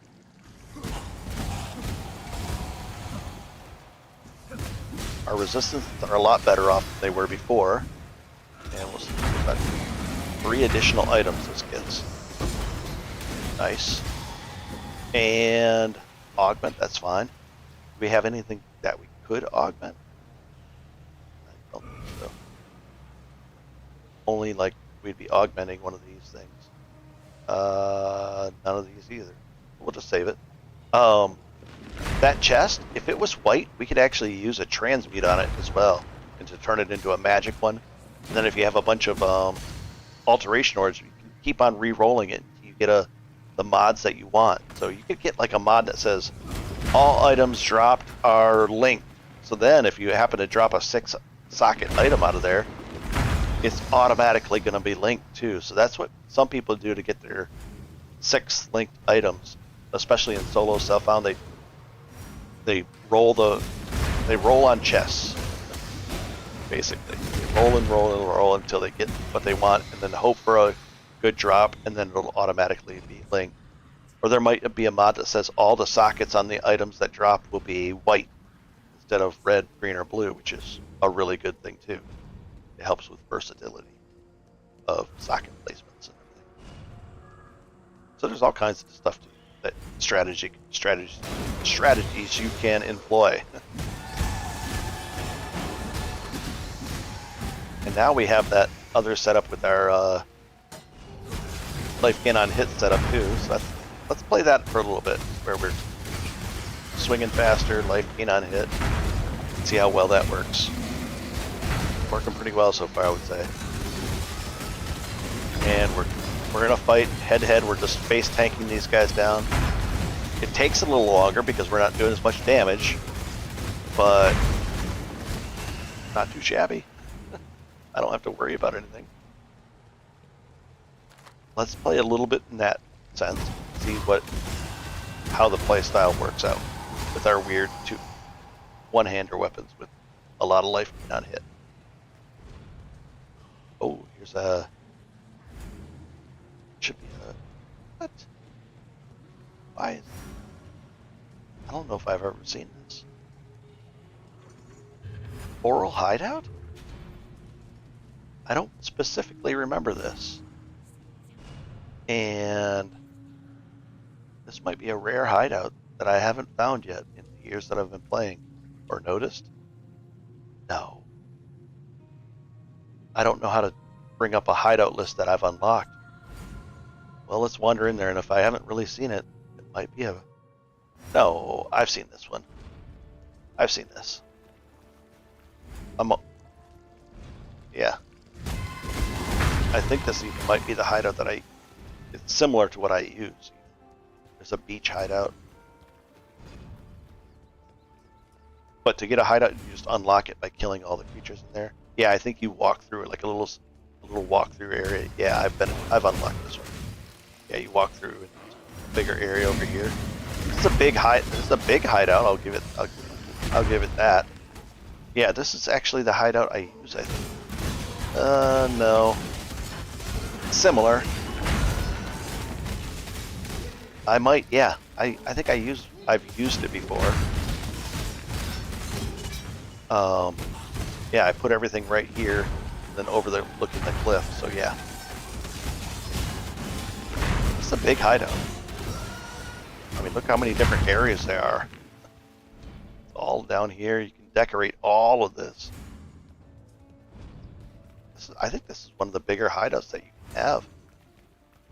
In Trade League, if somebody comes across a really rare hideout, they actually announce it on the forums or something. They invite everybody over one at a time. Come on in, and it all gets unlocked for as many people. There's hideouts that are extremely rare that you can be playing for years and not find, and then once somebody finds it in a Trade League, they all come in. Hideout unlocked, but I think we've unlocked it before. They all flood in, and you'll get 500-600 people that visit in a few hours. They'll sit there for hours on end, not leaving it. They don't want it to shut down, and just unlocking it for people, which is neat. I've never seen that in any other game where somebody will be just like, hey, I'm gonna hold this open for you, whoever, and come on in, and no payment, just come on in and do it. They might tip them. I never thought of it. I mean, I would tip people for it, but they might get tips. But there's no payment asked at all, or even expected. They're just like, thanks, man. No problem. Gotcha. Hi, welcome to the stream. I was just showing that hideout, the coral hideout that was in here that we unlocked. I think I've unlocked it a long time ago. Once you unlock it on your account, it's unlocked permanently. And I've got a weapon swap test going. This is a big two-hander hit. Yeah, I think we'll stick with that for now. But if there's something where I need a lot of life gain on hit, I actually pulled this up where this is the normal setup. That one has life gain on hit, a lot of it, but the damage drops off is pretty huge. But if I need the life gain on hit in a pinch, I can just press my Z key and swap over to my other weapon set and go with that. Let's say right here, there's a lot of creatures around, and I'm not being hurt. I'm not using any heals. I'm healing back up really fast. Pretty easy, like if I just want to do a more relaxing type of thing. But if I want to switch over to my normal thing, this is what I'm built for. Is Ancient Greaves, please. Oh no, they're not linked up. Watch, it's gonna have like front movement speed and everything on there. Okay. It probably will. This right here probably will. But I can't wear them because I need the links. Oh, no movement speed. Good. I don't have to care about it. If you guys have any questions, just let me know. Or if you like this kind of content, go ahead and hit the like button. That way other people, it promotes it in the YouTube thing, and then PoE gets this stream, and then PoE gets pushed higher on the live streams and YouTube, which is a good thing. So I want more people to play this game. It's a fun game, and it's free. It's a free game, so no reason not to try it out. It's just a difficult game to play from the scratch. If you're brand new, I'd highly suggest. I made a really long series where it literally walks you through with you as you play. So you start out on the beach and it answers all your questions. It just came up with a warning on my bitrate thing, higher than recommended. I think it should be looking okay. I don't know, guys. Does it still look okay? My voice coming through okay? Just came up with a warning on my other screen that it's a little bit too high or should be lower. I think it should look okay. Should look clear. I think it does. I don't know. I can't see. You guys know and I don't. And where are we going? Across here and there. And away we go. I'll type in the chat. I don't know if my voice is coming. You guys can hear me, I think. Should be. Video clear.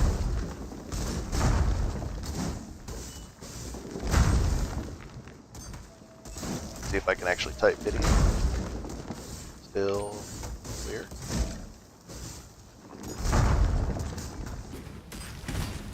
Should be clear. Should be at least 1080p. And there we go. Ah, cool. Thanks. Thanks. I appreciate it. Yeah, that warning popped up on my streaming software, not on YouTube. Or actually it did on YouTube. But I'd never seen the warning pop up out of the blue like that. And, oh, I don't want that.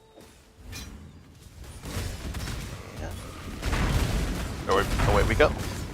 Are you guys new to the Path of Exiles, or you just wanted to see somebody struggle through Ruthless? As a melee, no less. Oh, this, and I don't have any ability to, I don't have the non-freezing, unstoppable thing, so it's going to be more difficult.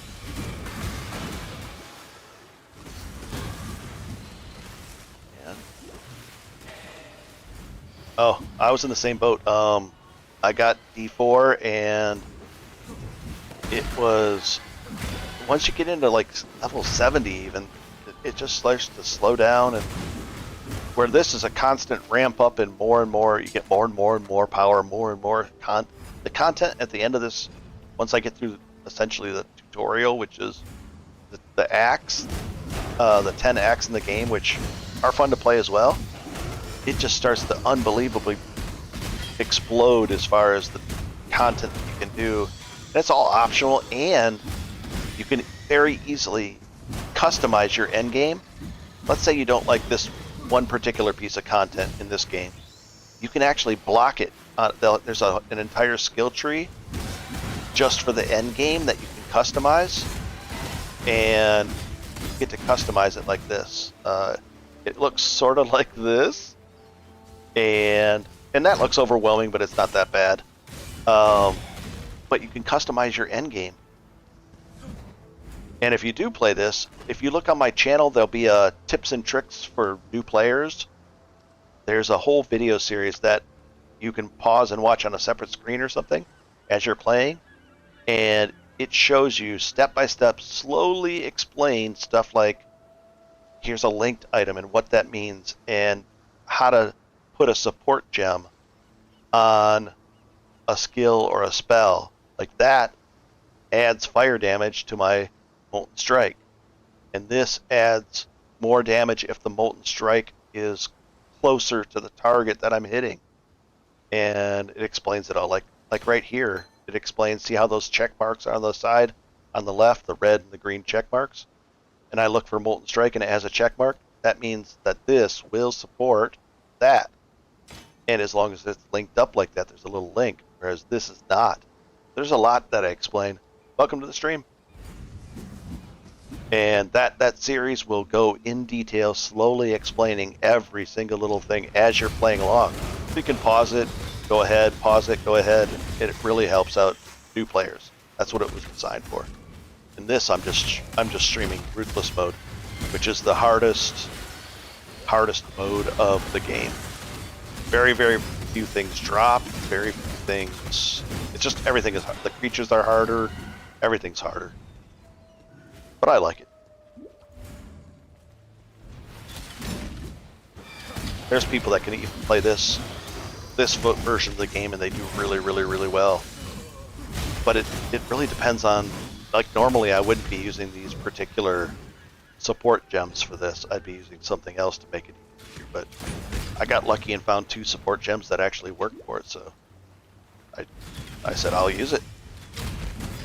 And not only that, but that support gem actually supports this. That adds to that because it's on the same linkage. So it helps 2 things. Yeah, I wish D4 was better. I really wish it was a deeper end game with more content. They had 7 years making that game, and then the content at the end of the game was just not much. Even the itemization was not much. It was like, okay, you get this. The itemization on this game is insanely crazy. can get finding new items matters. Finding new items as I'm going along and picking them up off the ground and comparing them real quick. Yeah, all of a sudden I can feel the difference. I can be like, oh, this is massive upgrade. This is a massive upgrade, and you can feel the difference as you're swinging and hitting the creatures too. Yeah, they dropped the ball. I agree. I don't. Well, the thing is, from a business standpoint, it's extremely successful. They, easily $1 billion in sales from it. But from making a good game for players of good games, if you're casual and you're just kind of just starting out, it's fun at first for a while. But once you start to get to the end game and you're like, I want to do more, and they're like, there's not really that much more to do.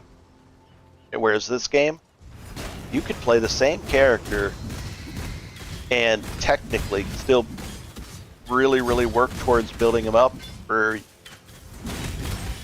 years. There's no reason why you couldn't do it for years, playing one character, even though he gets moved to the standard league, and still play him out of there and improve him and improve and improve him. That the incremental improvements that you could do to him really don't end. I don't think they. You could solidly play a year on a character,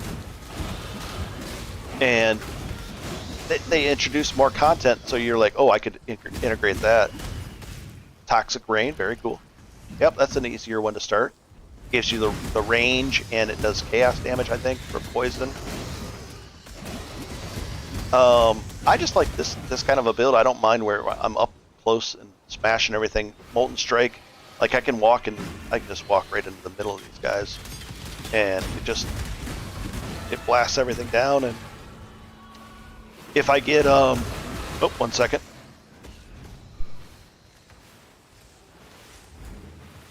I've been talking a lot.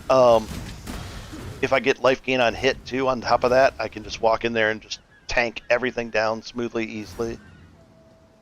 But a lot of people do like Toxic Rain. You get that ranged on there too, that's nice. Oh, I'll get my Golem back up. I would say that's a pretty friendly, new player friendly skill too. This one's easy in a sense that it makes sense. You just walk up and smash things. The only thing we got another support gem. That's a really good thing. Now, even in Ruthless, I can't buy any gems, but I can. If this doesn't help me, which it doesn't, where is it? This one. Ooh, it's a red gem too. It's a red support gem. Now, that would support. Would that support my It doesn't support any of my skills. It won't support that totem. I don't use ballistas, but I still like it because I can do, once I get 3 support gems that I don't want to use, I can vendor them and I get a random red support gem back. And that's how I get, hopefully, one that I really need. Oh boy, so I'll put that over there. So that's a really good drop. Anytime we get support gems in Ruthless, it's a really good thing. Oh, I got another point to spend here. I didn't even notice. And I'll spend the point. And I'm looking for, right now, my defenses. I want more. I want to get the cap up to 75 on my resistances, because they cap out at 75 for me right now. So I'm going to go here, and you can search right here and just find resistances, but I know where they are. There's one right here, and there's also a +5 right here. I'll probably take that one next, and then I'll go over here and get life here and here. So now if I apply that, these resistances will all go up by 5, but not this one because it's already capped. But the 110 will go up. There we go. So we just need some more lightning, and we'll be back to fully res capped. And resistances actually work in this game. In D4, they don't. So it's literally a waste of a stat in D4, but this game, they're crucially important. They're critical. Without them, you'll be taking Well, the 75 resistance is all that means is if I get hit with a fireball of fire damage for a 100 and I have 75 resistance, it'll just flat out reduce it by 75%. Well, if you don't have any resistances, you're going to get hit for 100, and at this level they expect you to have 75, so it's tuned around that understanding of having the 75 resistance at this level. And there we go. So that's what makes sense. That's why it's really critically important to have at least 75. I'm going to shoot for a little higher than that. Look at that. Oh, there we go. I'll put this down. You know what I could do? I'll swap over to my life gain on hit thing. That way I can just... I don't really care about killing all these guys fast. Just escorting this thing, and I want to do it safely, so my second set of weapons gives me life gain on hit. I don't care about killing these things. I just want to escort this thing safely, and it makes it easy. I don't have to worry about anything. Because all my molten strikes are healing me for 50 each time they hit, and there's a lot of them flying out. There's a lot of like 6 at a time, so 300 per swing when they hit, which is nice. Now we'll switch back over to the big one, and we'll go to the other side. But if you're new to Path of Exile, I would definitely search on my channel. Just look back a couple weeks and look for that new player tips and tricks. And it's a series, and it'll just, even if you're playing Toxic Rain, it'll help you because it's not specifically made for just Molten Strike. It'll still 90% of it will still apply to you because it's so many general tips about the game in general. And it explains things really well. Because I think that people have told me that. A lot of people. They're like, thank you, I didn't understand this and I didn't understand that, now I do. And it's really good. Even though it's my video, I would actually recommend it. Because the problem with other tips and tricks videos is they tell you, I don't know, they'll tell you 50 or 20 tips and tricks for new players. Well, they tell you kind of in a random order, and they're like, well, what does this have to do with anything? I don't even know what Act 5 is. I don't know what cast when damage taken is. I don't know what any of this. So my video instead just does it right as you go along. You're literally, it's like I'm playing along with you in the same, facing the same things you do in the same order, and it's just nice. There we go. And now we'll go place the flag here. If you get stuck in a zone, you'll see how I get unstuck myself, and occasionally I still get stuck. I'm like, what? Oh, like right here. I didn't click the right thing. I put the flag there, but then I didn't click it. Whoops. I put the flag on it, and then I didn't extinguish the... I guess I had to click it twice. It just didn't pay attention. Now he shows up. There we go, and we're going to sail to the Brine King. Very cool. And the other cool thing is, this is a free game. I paid more than 70 for Diablo, and I did not... I really wanted there to be a cool endgame, and a more cool itemization, and even a deeper skill tree than there was. A lot of people look at this and they're like, oh my god, this is too much. Me, I like it that it's, here's the thing, you only get 120 points to spend. I'm not going to go, this is your starting point for a Marauder. I'm not going to end up going over here. I'm going to be over in this area of the tree, like around here. And this is my own build. I don't do a build guide. I just sit there and say, okay, what do I want? And when you first start, you're like, if you're on Trade League, you say, okay, I want more damage. There is more damage this way. And then you say, oh, these are cool. These four things are really nice. Health, accuracy, regen, attack speed. But if you want to go this way, I can get more life this way. And in this mode, I want more life. So I went that way. And then you say, okay, I want to use a two-hander, and then you look at that, and then you get over here and you say, okay, I want this, and that's all I did. You just sit there and look what's close, and you aim for it and go for it, and you can do well. Now, if you want to do super well with the end-to-end bosses, then I would suggest just following a guide and throwing in the towel at that point for sure. If you really want to just min-max perfectly, but if you want to just learn the game the first time through, there's no reason why you shouldn't be able to just look at the thing and say, oh, I'm dying too much, I need more health. There's more health, get it. Oh, I want to do more damage. I use two-handers, that node does more damage with two-handers. And it works.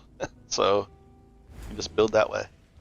Just like Toxic Rain, I want to do more chaos damage, or I want to do more projectiles, or my projectiles fire faster, and you'll find stuff on there, or I need more mana, or whatever the case may be, whatever your current situation where is you need more of, or need a problem to solve, that's how you solve it. You just look on there and you say, okay, I'll go for that.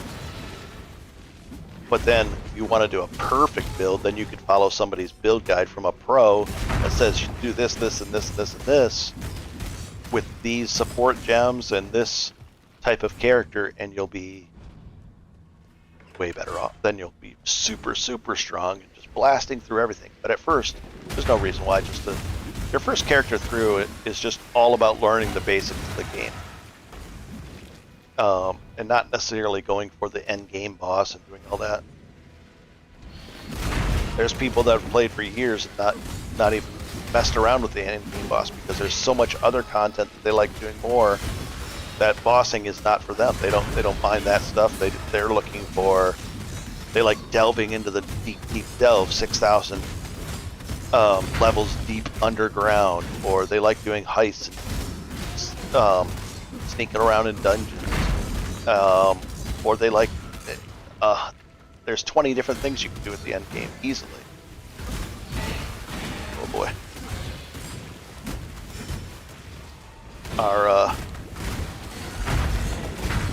Come on. Yikes. Oh, I just lost all my health potions there. I have are drained over time and you cannot gain. What? I'm getting cursed by that thing. That's not good. I gotta take that guy. Oh, you know what I can do? I'm gonna switch over to my life gain on hit. And I don't care if he does it to me. Now I'll just face tank him and I don't have to worry about my health. See, all my health potions. He had a curse on me. That guy right there took away all my health potions. But I was like, alright, whatever, I can just do this to you. That's an interesting thing. And I just set that up recently. Just like half hour ago, I was like, you know what, I want to have this as an option. Otherwise, I would be trying to fight him and he'd hit me and I wouldn't have a way to heal, but now I do. Because I have life gain on hit from my secondary sets of weapons. Beautiful. And now I'll switch back. I guess that I'm gonna have to incorporate that into my build now. Before I never really cared about that. Hi, welcome to the stream. This is just Ruthless trying to get through life as Ruthless. I did a bunch of stuff and got into maps already this league on a trade league, but I wanted more of a challenge. So I came to Ruthless, and it is more of a challenge without a doubt. It is difficult.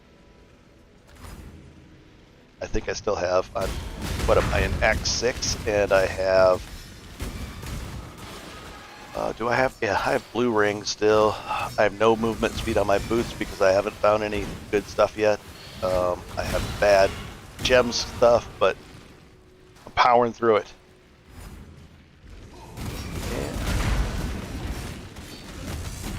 for the new guy to the stream right now, are you new to Path of Exile, or are you just checking it out? A lot of people come from Diablo 4. I even played Diablo 4 a lot, and I didn't like it much. Ooh, oh, an orbital. We actually do need one of those, or a lot of those. I didn't like it because the end game wasn't nearly as deep as the end game on this. This is probably 20 times. I would say that 20 times more content. I'm gonna switch over to my life gain on hit just to power through this.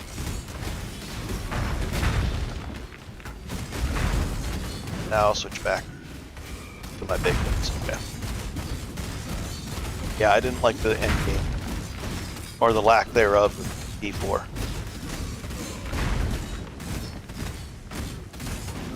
And I really wish there was an end game for it. I would have been greatly happy and all that, but it just wasn't there.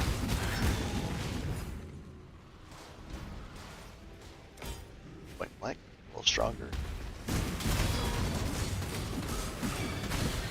Ugh, those bubbles slowing me down. The next thing I'm going to take on this character is part of the Ascendancy. It's unstoppable. So this oil that's on the ground, it won't slow me down like this. I won't be able to be frozen. It's worth it to me to get it. I just don't like being slowed and stopped. It used to do it where it wouldn't stun you. On the regular league, it does. In non-Ruthless, it'll also make it so you can't be stunned as well. So pretty nice, but they took that away. Ruthless.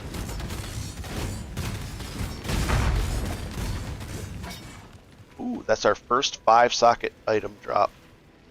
That's interesting, but it's a staff that I won't be using. Once an item level goes over item level 35, it can have 5 sockets, and then technically it can be 5 linked. The item level on that is 52. And then at level 50, it can drop 6 links as 6 sockets. That's our first one we saw with 5 sockets in it. Interesting. So we're starting to get into the better gear now. Even better and better, which will make it life a lot easier. Ooh, this is the Brine King. I think I'm actually going to... Oh, I had this out already. But I think I'm actually going to do the this life gain on hit mode. We'll see. I'll try it this way. I'll try it with the big hits and see how well I survive with using heal potion. So strong, so this can be a tough-ish boss. You would never disappoint a lady in Oh. need. You're a gift, Quick. don't you see? A sumptuous feast Quick, for quick, His quick. Majesty on his Oh, wedding I'll do day. life. Really, we are both so A little more life. touched by your generosity. All right. I was like, wait, I got a point to spend. And here's the Brine King fight. Yeah, I'm gonna have to. This is tickling him damage-wise, and this is the big weapon out. I'm gonna switch over to the life gain on hit. It just makes it so much easier as far as keeping my see the life gain on hit. All those other balls that are hitting those other ads are also hitting my. Wait, yeah, there. I had to make sure I have the life gain on hit going. Oh, get out of the stuff in the middle. Don't hit the wall. Drop down my totem. Resummon my minion, my golem, and now I should be able to just kind of face tank the guy. Because of the life gain on hit, it will allow me to do that. I'm kind of buried in the back there. I'll move over to this side so we can see me. But all those fireballs that are hitting all those other things. See how much I heal? That wasn't from a heal. That was from all the life gain on hit. I'm not using any heal potions at all. The drastic difference. Oh, dodge and weave, dodge and weave, dodge and weave. Come on, and recast, and there we go. And drop down a totem. Yeah, this life gain on hit makes a lot of fights a lot easier. Oh, damage-wise, those worse, but it's okay. Come on, mana back. Health or totem up. But it makes the fight a lot less worrisome. Okay, and we're working through this guy. A lot less stressful.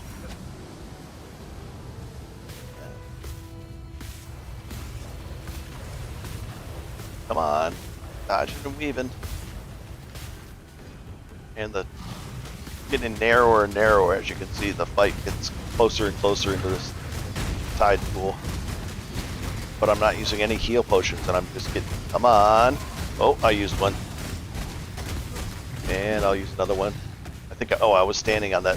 I couldn't see it, but I was standing on the debuff, that shock ground stuff. Come on. Nice.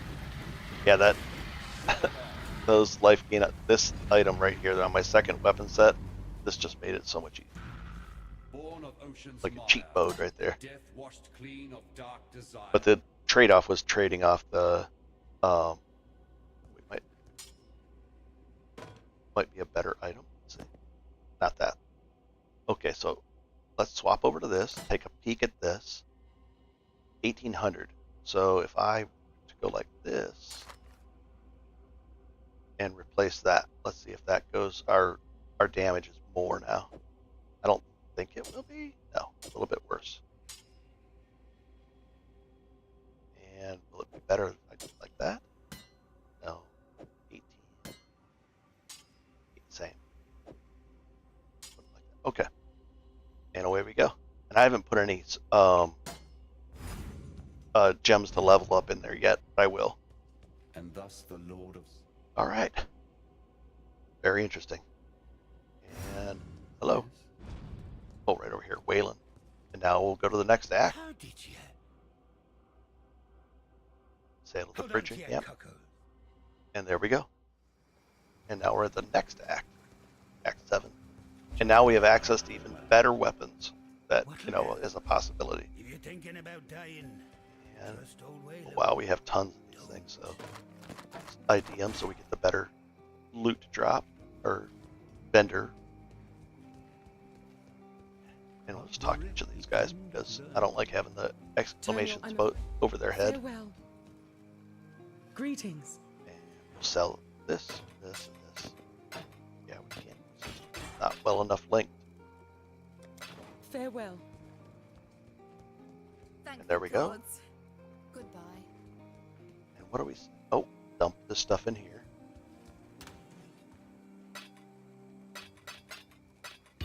And we'll put this away. Well, we'll put it in use. Is that a support too? Or, oh yeah, so these are the only ones that we don't care about. This stuff we care about. That stuff we care about. Sort of, kinda. That we care about. Ugh. Okay. This we're just going to put in our unique tab, and away we go. And this is what the... Normally you'll start out with these four tabs like this.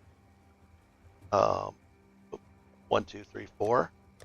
But if you buy the supporter pack, the first blood supporter pack, you'll get points spent. And I would buy the currency tab, which automatically does this, and you can put an affinity on it too by checking that.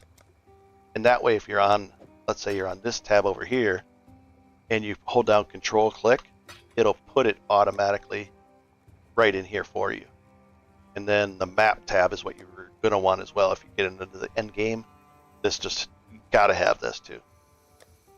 You can do it without it, but it's a lot more challenging. That's it. So where are we at? We're in Act 7. We're going to push forward, and we're in good shape.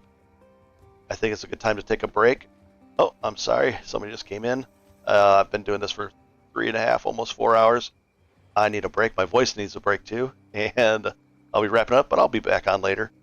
And have a good one. If you have any questions, go ahead and put a comment down below, and I'll answer it that way as well. But have a good one, and enjoy. Thank you guys for watching too. And have a good one. Pretty cool. We're doing really well. And we'll be getting stronger and stronger soon. Nice. Have a good one. Take it easy.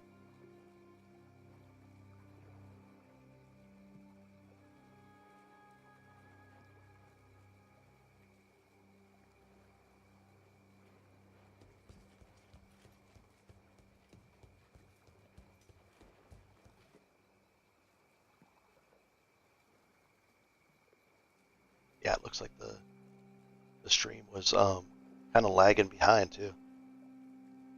After a while, it incrementally gets further and further behind. Like that was a good 30 seconds behind, it looks like. But have a good one. Take it easy, guys.